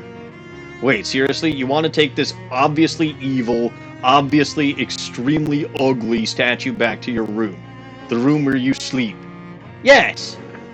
You drag the horrible sculpture to the bus stop. A bus arrives but refuses to pick you up. Because of the horrible sculpture, I mean. You spend the next several hours dragging it back to your room. Huff. Huff.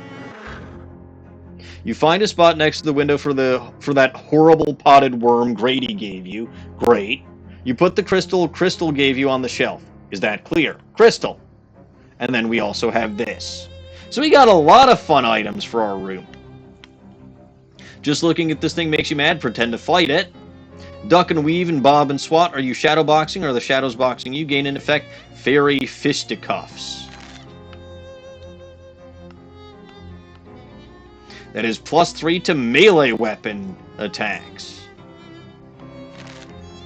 Would it surprise you to know that between the ranged weapons, a melee weapon will find something that also increases my magical weapons by 3? And I don't mean the crystal. Let's rub the crystal. You rub the crystal and your fingers begin to twinkle. Gain in effect twinkling fingers. Good.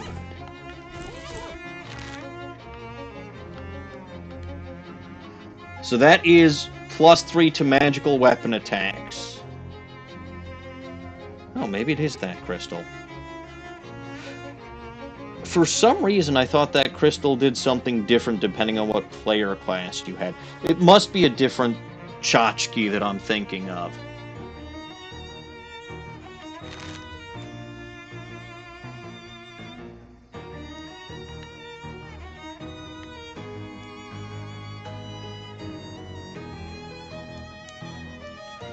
Alright, but yeah, again, doing that every day won't do much of anything. Then you've got this thing, hello you awful little creature, so you can't actually do anything with that. Can't even tickle it, or play it like the Glockenspiel.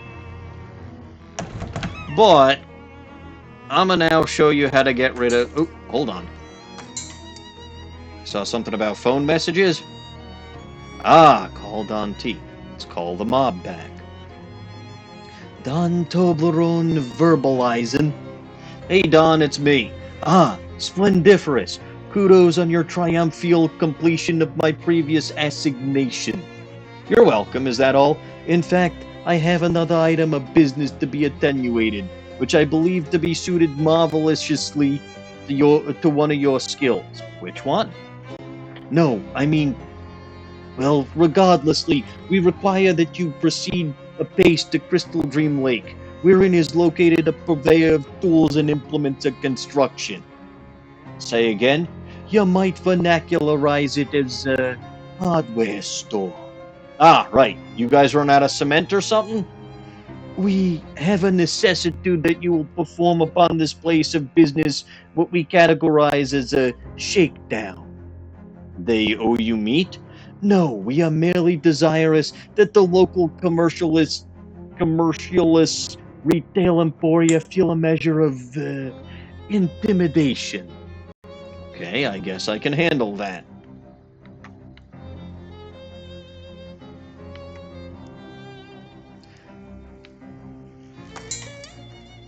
But while I'm here, I feel like there was something I wanted to do. What did I want to do?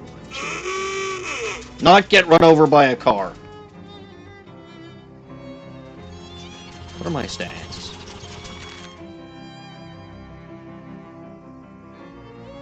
Insufficient muscle.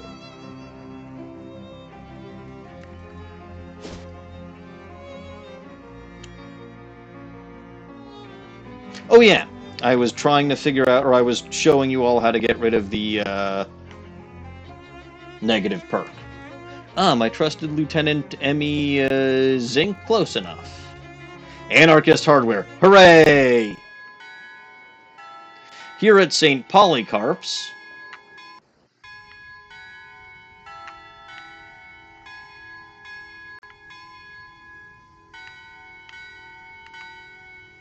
I can fish in the cathedral's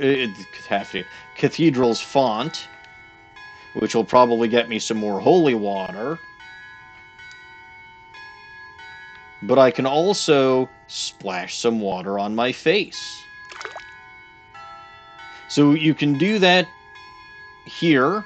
There are also other places you can go to with clean water. Or, again, I think you need soapy water to deal with that yourself. But hooray, the muscle issue is done.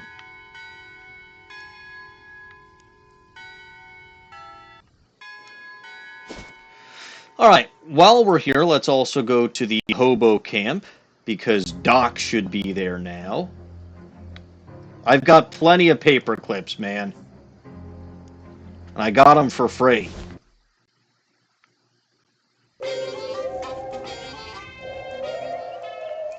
Alright, so here's Doc. Oh, hello, thank you for pointing me here. It's been great.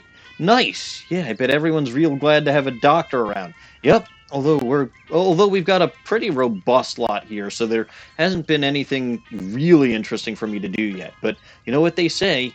Every unremoved appendix is basically a ticking time bomb. He rubs his hands together in excited anticipation. You spare some first aid supplies? Sure, here you go. Use them in good health. No, wait, that would be wasteful. Wait until you're in bad health. Get Bertworth's finest tooth wax and a styptic pencil. Thanks, Doc. What do those do?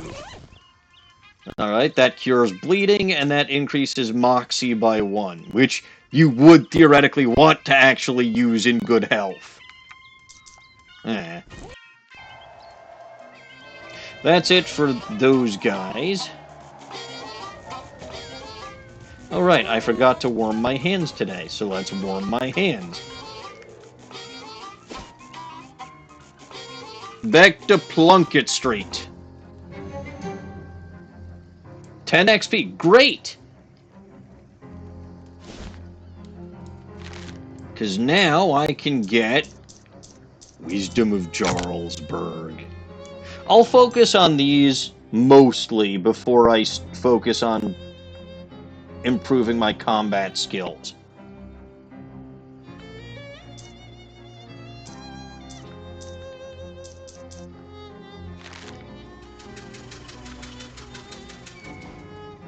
Alright, back to Crystaldream Lake.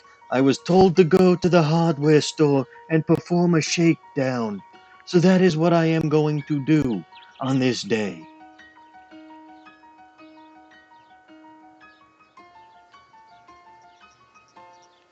The future version of yourself strolls up to you and hands you a fat wad of meat. You know, it's the future version and not the past version because you don't remember this happening before. You gained 300 meat. Here, take this meat. Technically, I guess I should be repaying it to the future me, but that's me now, so you'll have to do. What? But what's the point in giving me meat if I have to give it back to me later? You'll be making meat much more easily later, so this won't seem like as much then. Just think of it as a no-interest loan. On the contrary, I actually am interested in.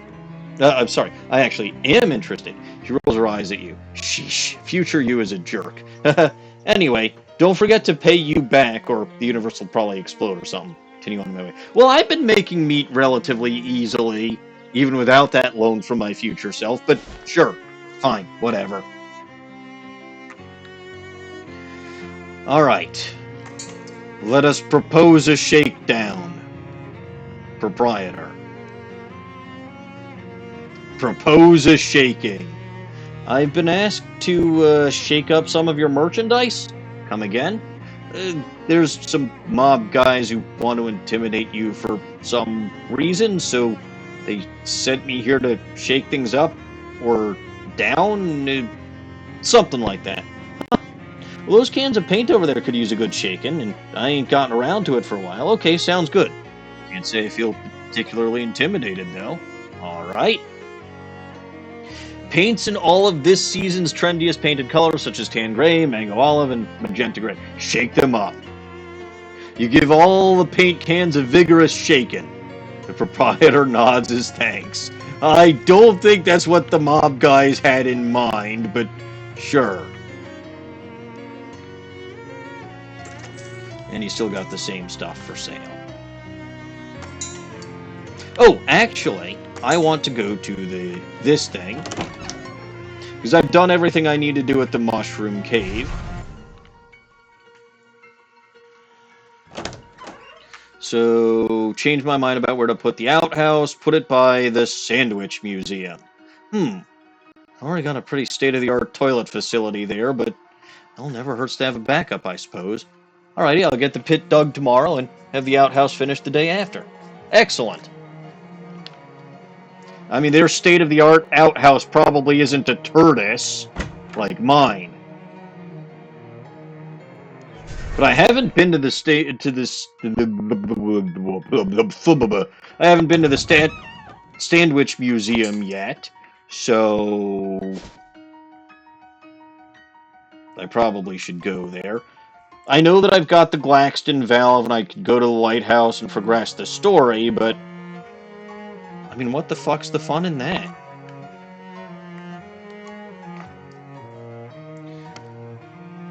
Oh, good. It's this encounter again. So again, you can do what I did before, which was basically say evolution of the vampires from fog to bat to vampire lady.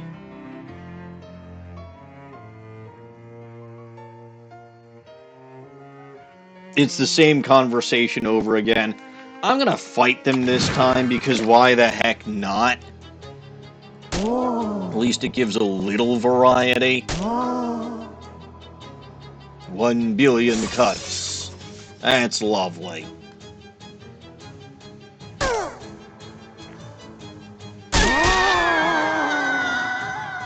I mean, that stench killed 2 of them. Oh! Yes!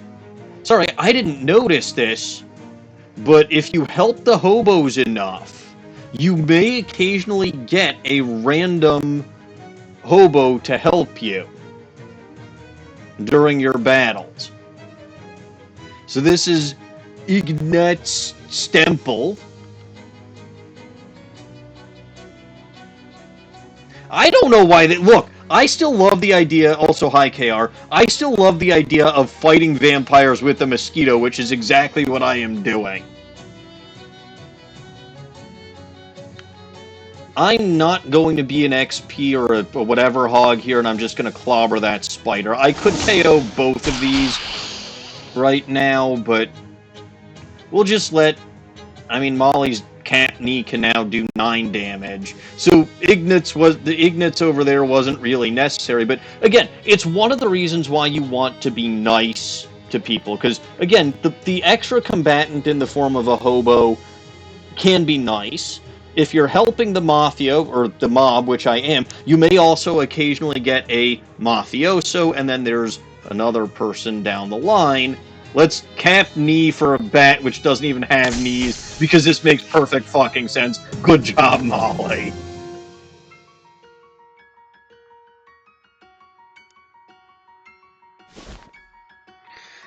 Alright, so we're here at the Sandwich Museum, and there's a TURDIS over here, as I told it to be.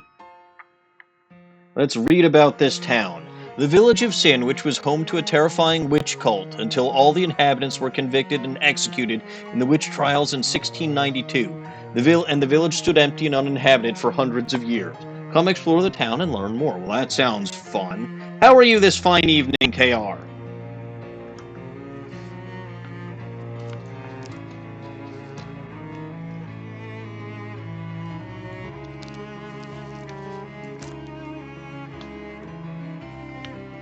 Oops.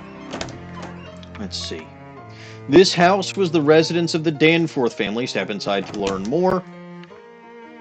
Shelves laden with identical jars of off-white stuff. The arm is in fact starting to get better. It's still splinted. It will remain splinted basically full-time until the 23rd, in which case I get to start weaning off it. But when I am out of the splint, I am hurting myself a lot less. So actually letting the thing rest is doing the job, plus the exercises that I've been doing, which are basically meant to prevent me from losing functionality of my wrist and then building up strength in my wrist and my shoulder, they're helping as well. The Danforth residence has been converted into a gift shop for your convenience. Why not take home a jar of sandwich cream, huh? Which was the village's chief export beside witchcraft. A black cat is staring glumly at an empty dish labeled Hecate. Hecate. Hecate? I don't know. Dawning would know how to pronounce this cat's name. But obviously the owner is not doing a very good job of owning, because it's an empty dish. Elderly woman smiles from behind the counter. See what's for sale. I got rubbing paper.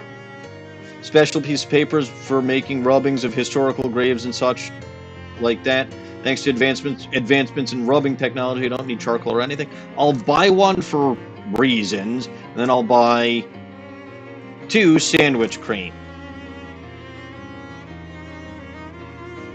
Oh yeah, that might be a goddess, yes. Condiment purports to be the perfect topping for any sandwich, but the ingredients list suggests that it's just old congealed cream. Wonderful. So I will fill the dish with sandwich cream, fill the dish with thick cream, and Hecate starts going to town with it.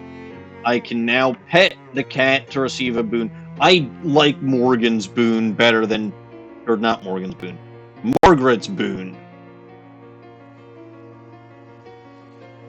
Because Margaret's boon is, again, +1 to all of the M stats, which is hella helpful.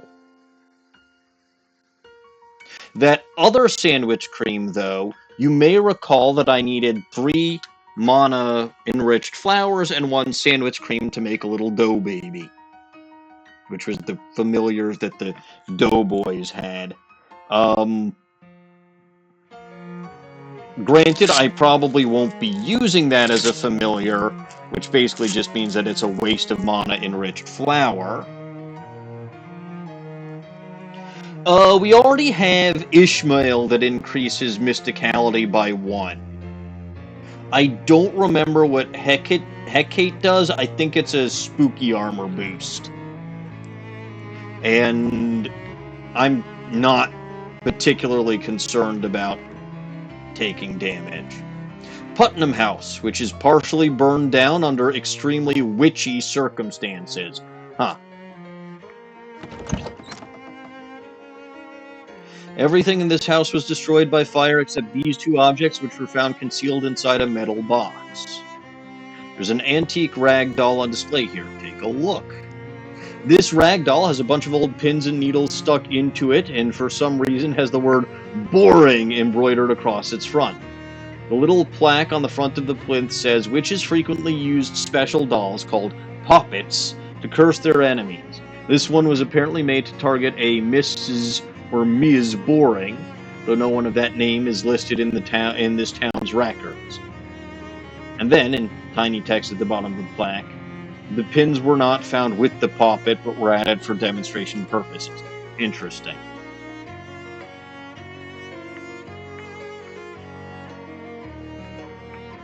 This plinth has an old book on it. Take a look. It appears to be someone's diary. Oh yeah, the little description on the front of the plinth says Diary of Delia Putnam, so that confirms that.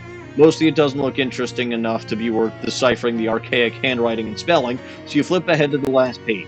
6th of March, 1692. Ugh, I hate that Peter Proctor so much. Thinks he can just go around being as mean as he wants to everybody just because he has lots of money and lives in a big house and all. I should have used a much stronger curse. It would have been worth the trouble. Stop reading. Security guard here is keeping a close eye on. Security guard is keeping a close eye on things in here, which honestly isn't very difficult since there's only 2. Talk to him. Hi there. Hello, welcome to Putnam House. Please don't touch the exhibits. I literally just touched the exhibits by flipping the diary to the last page. But okay, ask him about the exhibits. Excuse me, dude. Sorry, ma'am. I just get paid to stand here and keep an eye on things. I don't actually know anything about the exhibits. Oh, guess that won't work. I don't know what won't work. I was just trying to ask him about information. This trough may have been used to bathe human sacrifices before the ceremony. We don't have any evidence of that, but it seems possible. This is a horse trough. Actually, it's a water trough. I don't know why I said the other thing just now.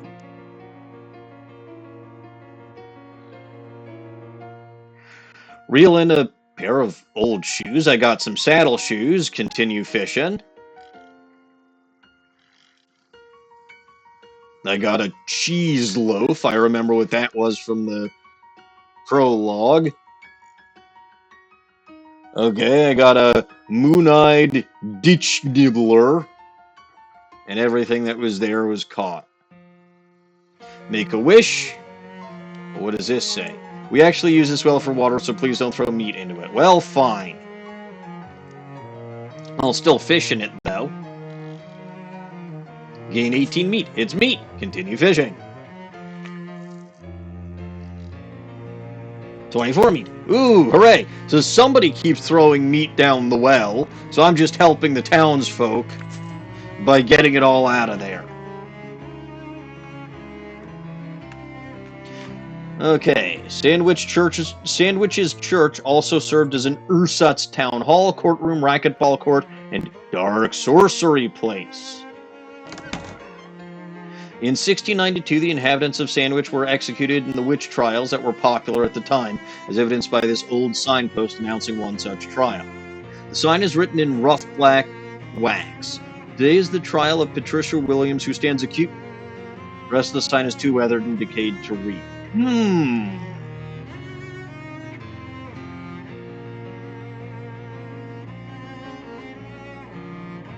Why do I get a feeling that nothing witchy actually took place in this town, and that the people here are just making shit up because it sounds interesting? The altar where the town's witches perform their horrifying sacrifices. Note the blood stains. Okay. An old and dilapidated church altar. There are some brown splotches on the corner that could possibly be bloodstains or other stuff. Like sandwich-related stuff. Oh, I should be the witchist. KR, I know how this ends. Nice gazebo. The sign reads, Sandwich Gazebo, vagrants not welcome. That's not very friendly. Huh. Traces of strange plant matter in these tubs prove that they were used for brewing all kinds of horrible potions. You look into the tub, but don't see any identifiable traces of plant matter. Guess you'll have to take the sign's word for it. Yeah, that makes sense. The wealthy Proctor family owned the biggest and most conveniently toilet-adjacent house in the village. The chessboard has clearly been left out on display as an allegory for the battle between good and evil. Black is winning, representing a warning for all good-hearted people to be vigilant against the encroaching forces of darkness. These dried fronds are of no historical significance. This Aras appears to depict several important ancestors of the Proctor family line, though due to the low resolution of the embroidery used at the time, it's impossible to discern who exactly is who. Check the footnote. It has been pointed out to us that this Aras is unlikely to have been manufactured in the capital of the Pas-de Calais department of northern France, therefore it is merely a sparkling tapestry. Uh-huh. I don't get it. You're not fond of this plant. There's no plaque on this table. It must have always been boring. According to county records, these were the most expensive stairs in the country. They go up 1.5 So they go up a full 1.5 floors. What the fuck does that even mean? A 1.5 floor staircase.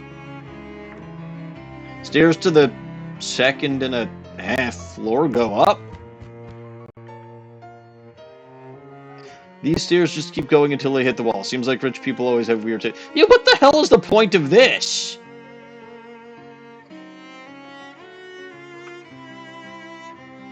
The upstairs rooms are off limits while we catalog the contents. Please pardon our dust. This bedroom was traditionally given to the servants as it was felt by the Proctors that it would be less of a tragedy if they got up in the middle of the night and fell down the stairwell.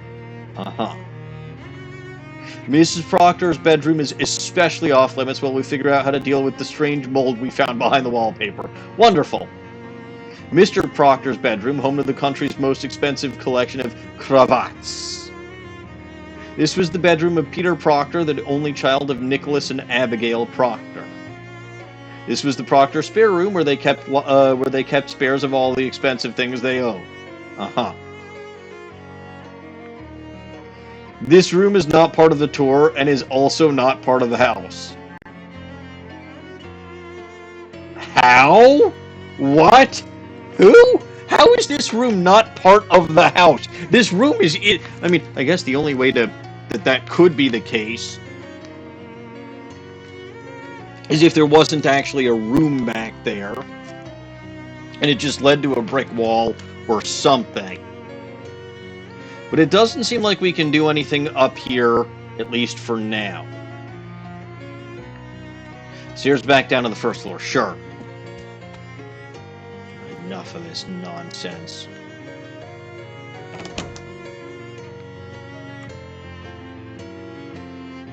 Oh, hey! Sandwich boasted the county's very first tripartite outhouse. Please do not attempt to use it. It is very old. Okay. A more modern convenience has been provided for your modern convenience. Avail myself of it. Huh, all 3 doors go to the same place. Well, that sounds stupid. 3 sinks and only 1 toilet. The hell's the point of this? This facility has 3 sinks and this is one of them. This facility has 3 sinks and this is one of them. 1 toilet, 0 privacy.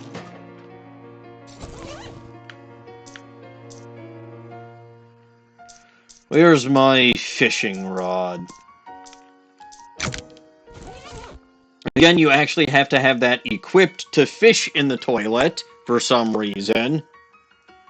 And you get a sodden tricorn hat. What does that even do? +1 moxie, +3 hot armor. It's kind of hat that you... This is the kind of hat they used to fish out of toilets during the Revolutionary War. And let's flush the toilet, 25 XP. Hooray. Also reminds me that I need to take all my new hats and get 30 meat for each of them.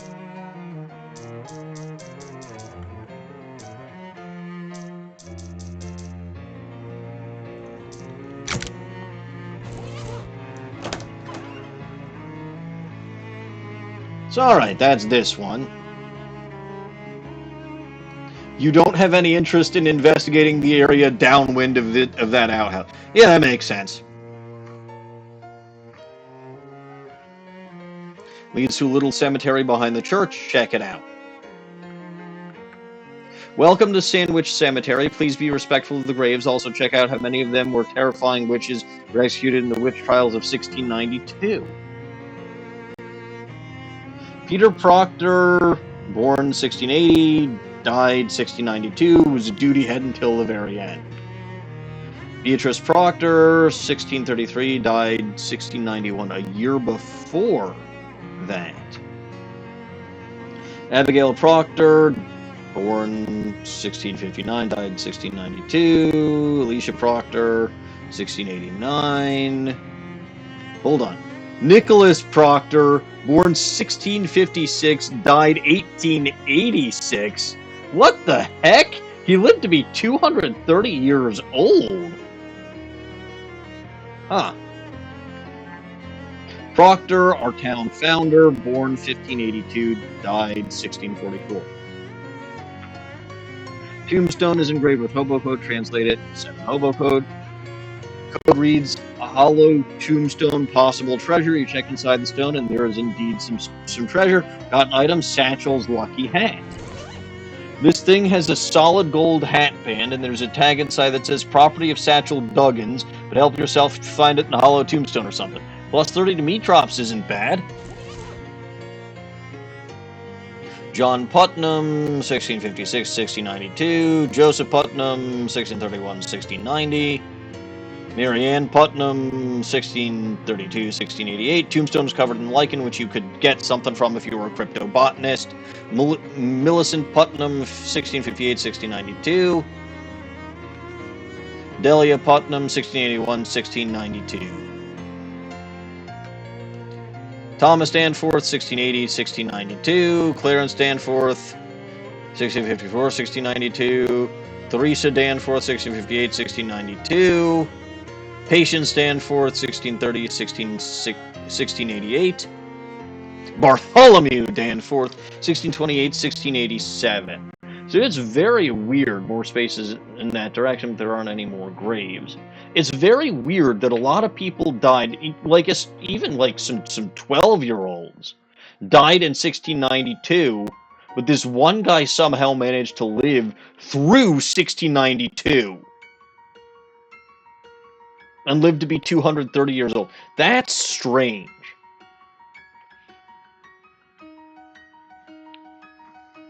I'm sure there's a mystery to be solved here,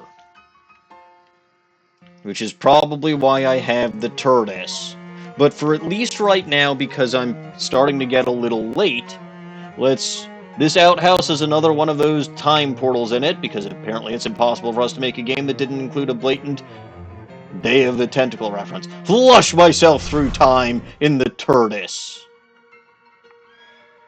Welcome to Sandwich. Please don't break the law, please. Discarded newspaper says it's March 3rd, 1692, a few days before the last entry in the diary from Putnam House.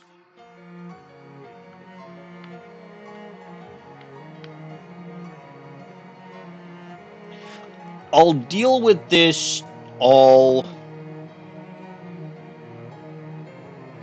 next week. But in the meantime, this is definitely not potions. Like this tub of daisies has good news and 2 others just like it. Yes. Sandwich gazebo, vagrants not welcome. That's not very friendly. Vandalize it. You look around to make sure nobody's watching and scratch the knot off the sign. Take that, Authorita.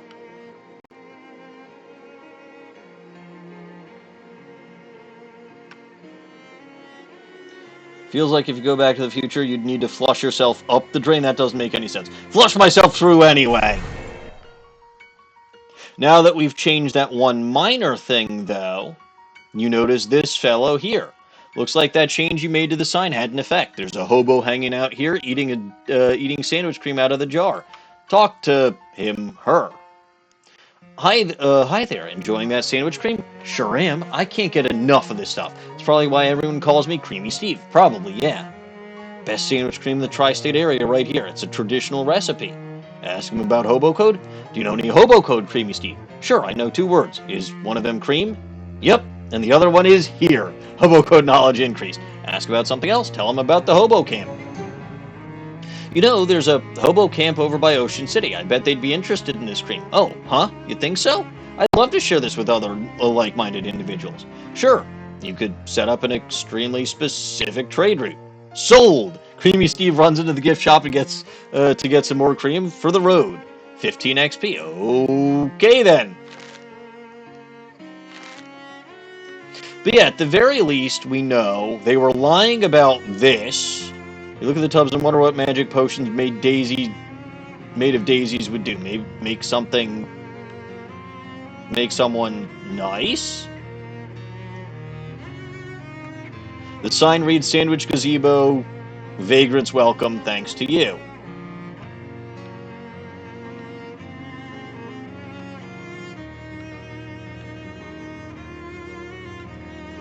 Alright, but now I do want to go back to the light. Now, technically I could just hit Y and go to bus stop like that, but I like wandering around.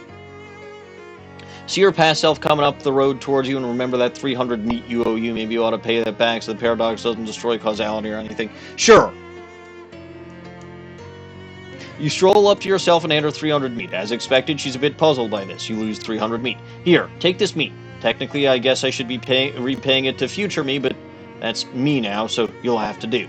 What's the point in giving me meat if I have to give it back later? You'll be making meat more easily later, so this won't seem like as much then. Just think of it as a no-interest loan. On the contrary, I actually am interested. You roll your eyes. God, what a cornball joke. You're frankly embarrassed to have made it. Yeah. Anyway, don't forget to pay you back or the universe will probably explode or something. Continue on my way.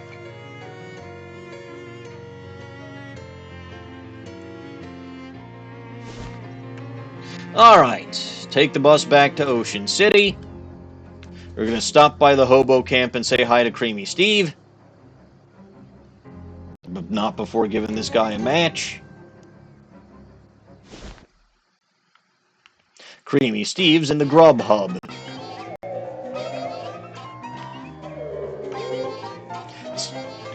Sorry, it said, it's Creamy Steve, the guy you met in Sandwich Village, still packing in the cream. Talk to him. Hey, it's you. Thanks for telling me about this place. Everyone's been real appreciative of my cream. Swell. I've been getting to try some other foods too, you know? I don't like to admit this, but there might be more to life than just cream. Blasphemy! Or to a balanced diet, certainly. Leave. Oh, you know, I was wondering what was making that damn noise. It's my vampire boots. Like the spooky noise. Yeah, that makes perfect sense. Alright, back to the boardwalk. Because I've got a bunch of hats to show off for more meat. So that 300 meat that I just gave myself back. Hey, thank you for the encouragement, my dear Tin Lizzie. I am, in fact, an inspiration to all of the Tin Lizzies. Alright. Hats. By the way, adding the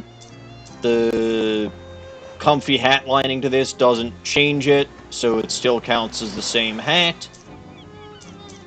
So we start with the collapsible hard hat. Hey, welcome back, baby. Let me see that hat you're wearing. What is that, a collapsible hard hat? Perfect. I love it. Click, here's your meat, baby. Spend it in good health and come back soon, okay? I shall come back immediately with a different kind of mining helmet. Or mining helmet. Hey, welcome back, baby. Let me see that hat you're wearing. What is that, a mining helmet? Perfect, I love it. Here's your meat, baby. Spend it in good health and come back soon, okay? Mushroom cap. And again, the different mushroom caps won't actually change. Like, this isn't a toad hat. So there's not like a red one and a green one and a yellow one and a pink one and a sodden tricorn hat.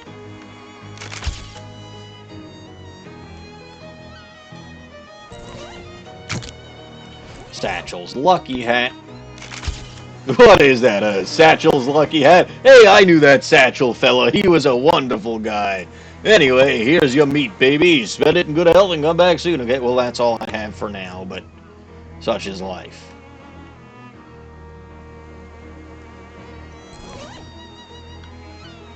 But yeah, I can show you that this being a comfy, uncursed fedora now doesn't actually change anything.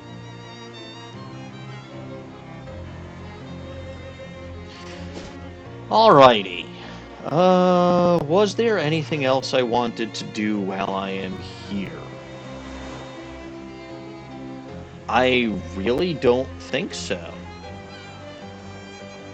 So let's go back to Plunkett Street. Solve the 3 mysticality.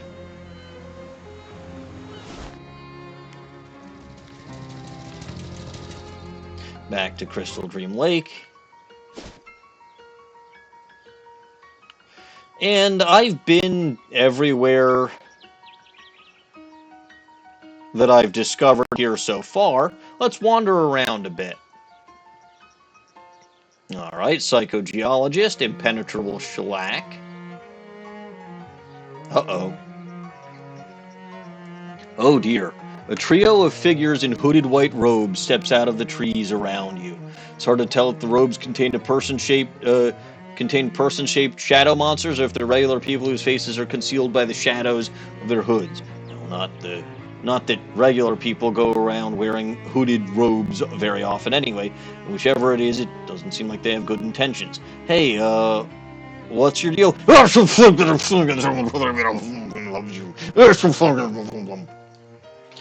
that clears that right up. Let's fight.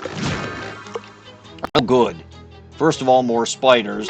Second of all, evil shadow cultist thingamajiggers with dual stab on the bang.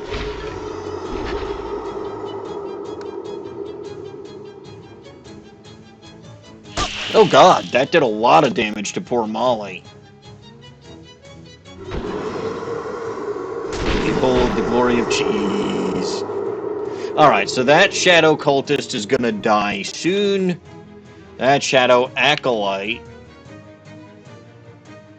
can still be dealt with. Though they have high spooky armor, which kinda sucks. I can swear at it, though. And I can shoot this one with a missile. And then deal the spooky damage to the spider.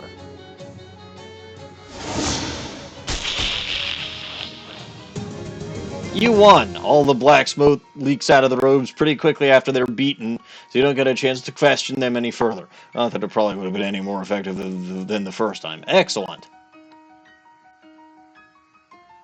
An oddly rectangular brown rock catches your attention, and on closer inspection it turns out to be a completely rusted and partially sunk into the ground old pre-war soda cooler. Although someone fitted a meat-operated lock onto the door at some point. Due to the rust, you can't tell what brand it was. Heck, can't even tell if there's any soda still in it.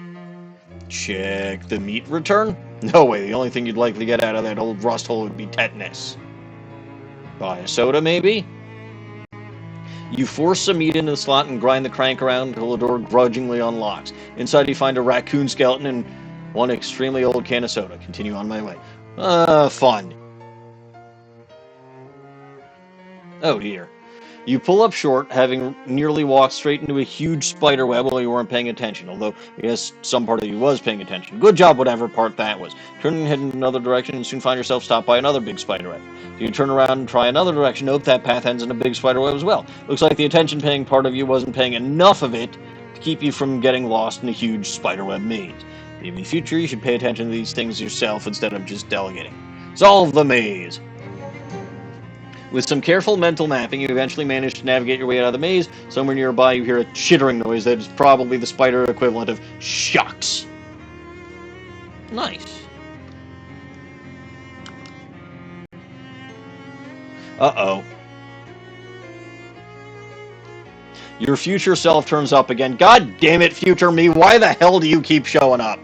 Future self turns up again, this time lugging an old wooden crate. Here, take these. Huh? These what? It's a case of antique bandages. They'll come in handy. But I can't use them. I'll have to keep them so I can foist them off on another me to close the loop. You're just sticking me with a pointless errand that I'll have to do later.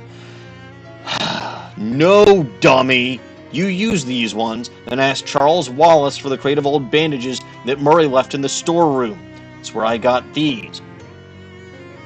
But didn't you get them from yourself like I'm doing now? No, I use those. Look, just take them. Jeez, you've got a lot to learn about causality. Get an item, crate of antique bandages. Okay, fine, jeez. Squirrel chitters angrily at you. Yeah, get 10 meat. Alright, so what is this crate of antique bandages? Dusty old crate of stinky old bandages open. Pry the lid off the crate. Most of the bandages have disintegrated, but you find half a dozen that are still intact. Alright, got an item, antique bandage 6. Nice. They don't make these things like they used to, probably because it turned out they're like 75% poison, but it still restores 15 HP. Fine. Rusty old cola can. This can of cola is so old and rusty that you can't even tell whether it's red or blue, or maybe some kind of horrible brown cola that you've never heard of before. Deals 15 damage to an enemy. She's not terrible. Alright. So the last thing I'm going to do is... Actually, there's an arcane oven here. I can make a dough, baby. It'll use up all 3 bags of my mana-enriched flour, and I'm not going to use it. But sure. You carefully follow the recipe and whip up a little dough baby. KR, what should I name the dough baby? Or anybody who happens to be hanging out in chat still. If anybody is hanging out in chat still.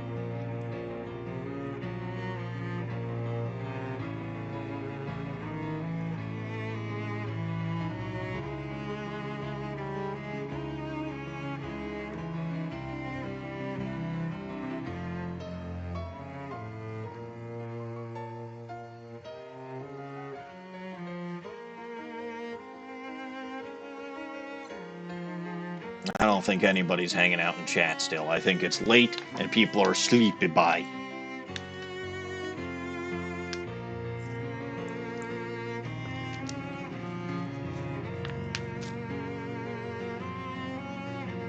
I could just try to name it Pillsbury. I don't even know how Pillsbury is spelled.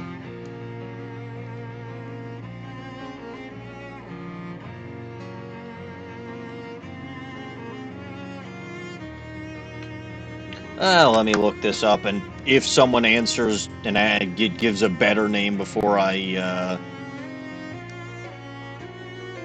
figure that out, I'll use that instead. Allegedly, there might be some people here.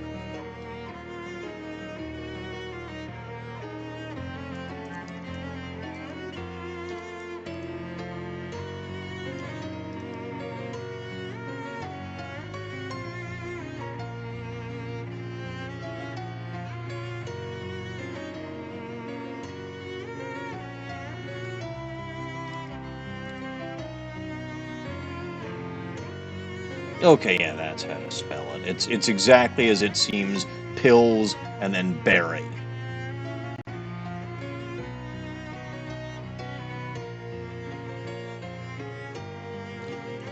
Very good.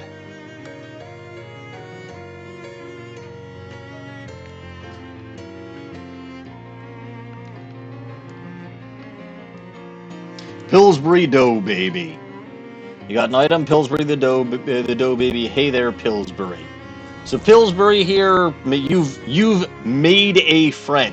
We saw what these guys do when we were battling the Doughboys. They heal their owner, which is fine, but like Alfina the mosquito deals damage and then heals me for more. Right? Heals me for the same amount of HP as the damage she does. So... probably not worth using the mana-enriched flower because I'm not going to be using Pillsbury the Dough Baby, but it's an extra familiar you can get. Alright, Lighthouse Keeper confirmed. Talk to him. Hi, Lo again. I got the valve you asked for, Glaxton valve. Did you install it? No, I have it right here. Won't do much good in your hands like that. Go hook it up to the pump outside. Fine, fine.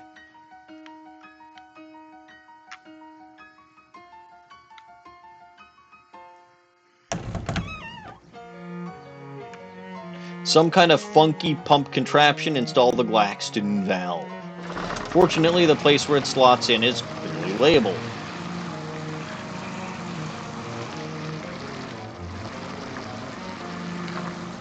And you hear it doing its work. Lighthouse Keeper, talk to him. Hi, hello again. I installed the valve. Yep. I've been watching the water level through the window here. Should be dry enough for our purposes now. Come on upstairs. Disappears through the door behind him. Follow him. Well, we'll do that, but in the true spirit of him wanting to wait 2-3 months to make his move in chess, we will wait 1 week before following him upstairs and continuing on our adventure. Believe me, we're not just going to get the compass at this point. It's not that easy. Probably. Anyway, I believe that will do it for me for this evening. So, if you only caught part of the stream today, you can catch the full stream as well as everything else on my YouTube channel over there. If you're watching this on YouTube and you want to catch me live on my Twitch channel, I go live on my Twitch channel over there on Monday evenings and Wednesday evenings at 7:30 p.m. U.S. Central Time. Monday evenings are Ace Attorney 3. Wednesday evenings are Shadows Over Loathing. I also go live on the Bulba Garden channel over there on Sundays at 8:30 a.m. U.S. Central Time. I go live with Pokemon Y. I am getting close to the end of that for Schlugana series, so hopefully I'll be able to finish it up this upcoming Sunday with finishing Victory Road, battling the Elite Four and the Champion, and kicking everybody's butt because that is a stupidly easy game that is horrible game full of horribleness. And then move on back to Crystal version. There are other excellent streamers on the Bulba Garden channel, such as Dapper Cody, who was streaming tonight and probably, as he should have, rated the Speed Gamers. There's also Caps Fan, who is on hiatus right now, but normally would stream there tomorrow evening and sometimes streams on his own channel over there. Caps just moved, though, so it's going to take him a little time to get himself set up in his new house. There's also Dawning Winds, who streams on the Bulba Garden channel Saturday evenings with Pokemon art, or on her own channel over there. She has another migraine, and that is why she was not with me this evening. Alright, I know there are not many of you today, but we will be raiding the Speed Gamers. Please, please, please stick around for that raid. They are currently doing a charity event benefiting St. Jude's Children's Research Hospital. Again, even if you can't donate, stick around and say hi. Alright, I'll set up the raid, but as always, I am Maniacal Engineer, and I'm never going to give you up, never going to let you down. Thank you all for watching, and God bless this mess.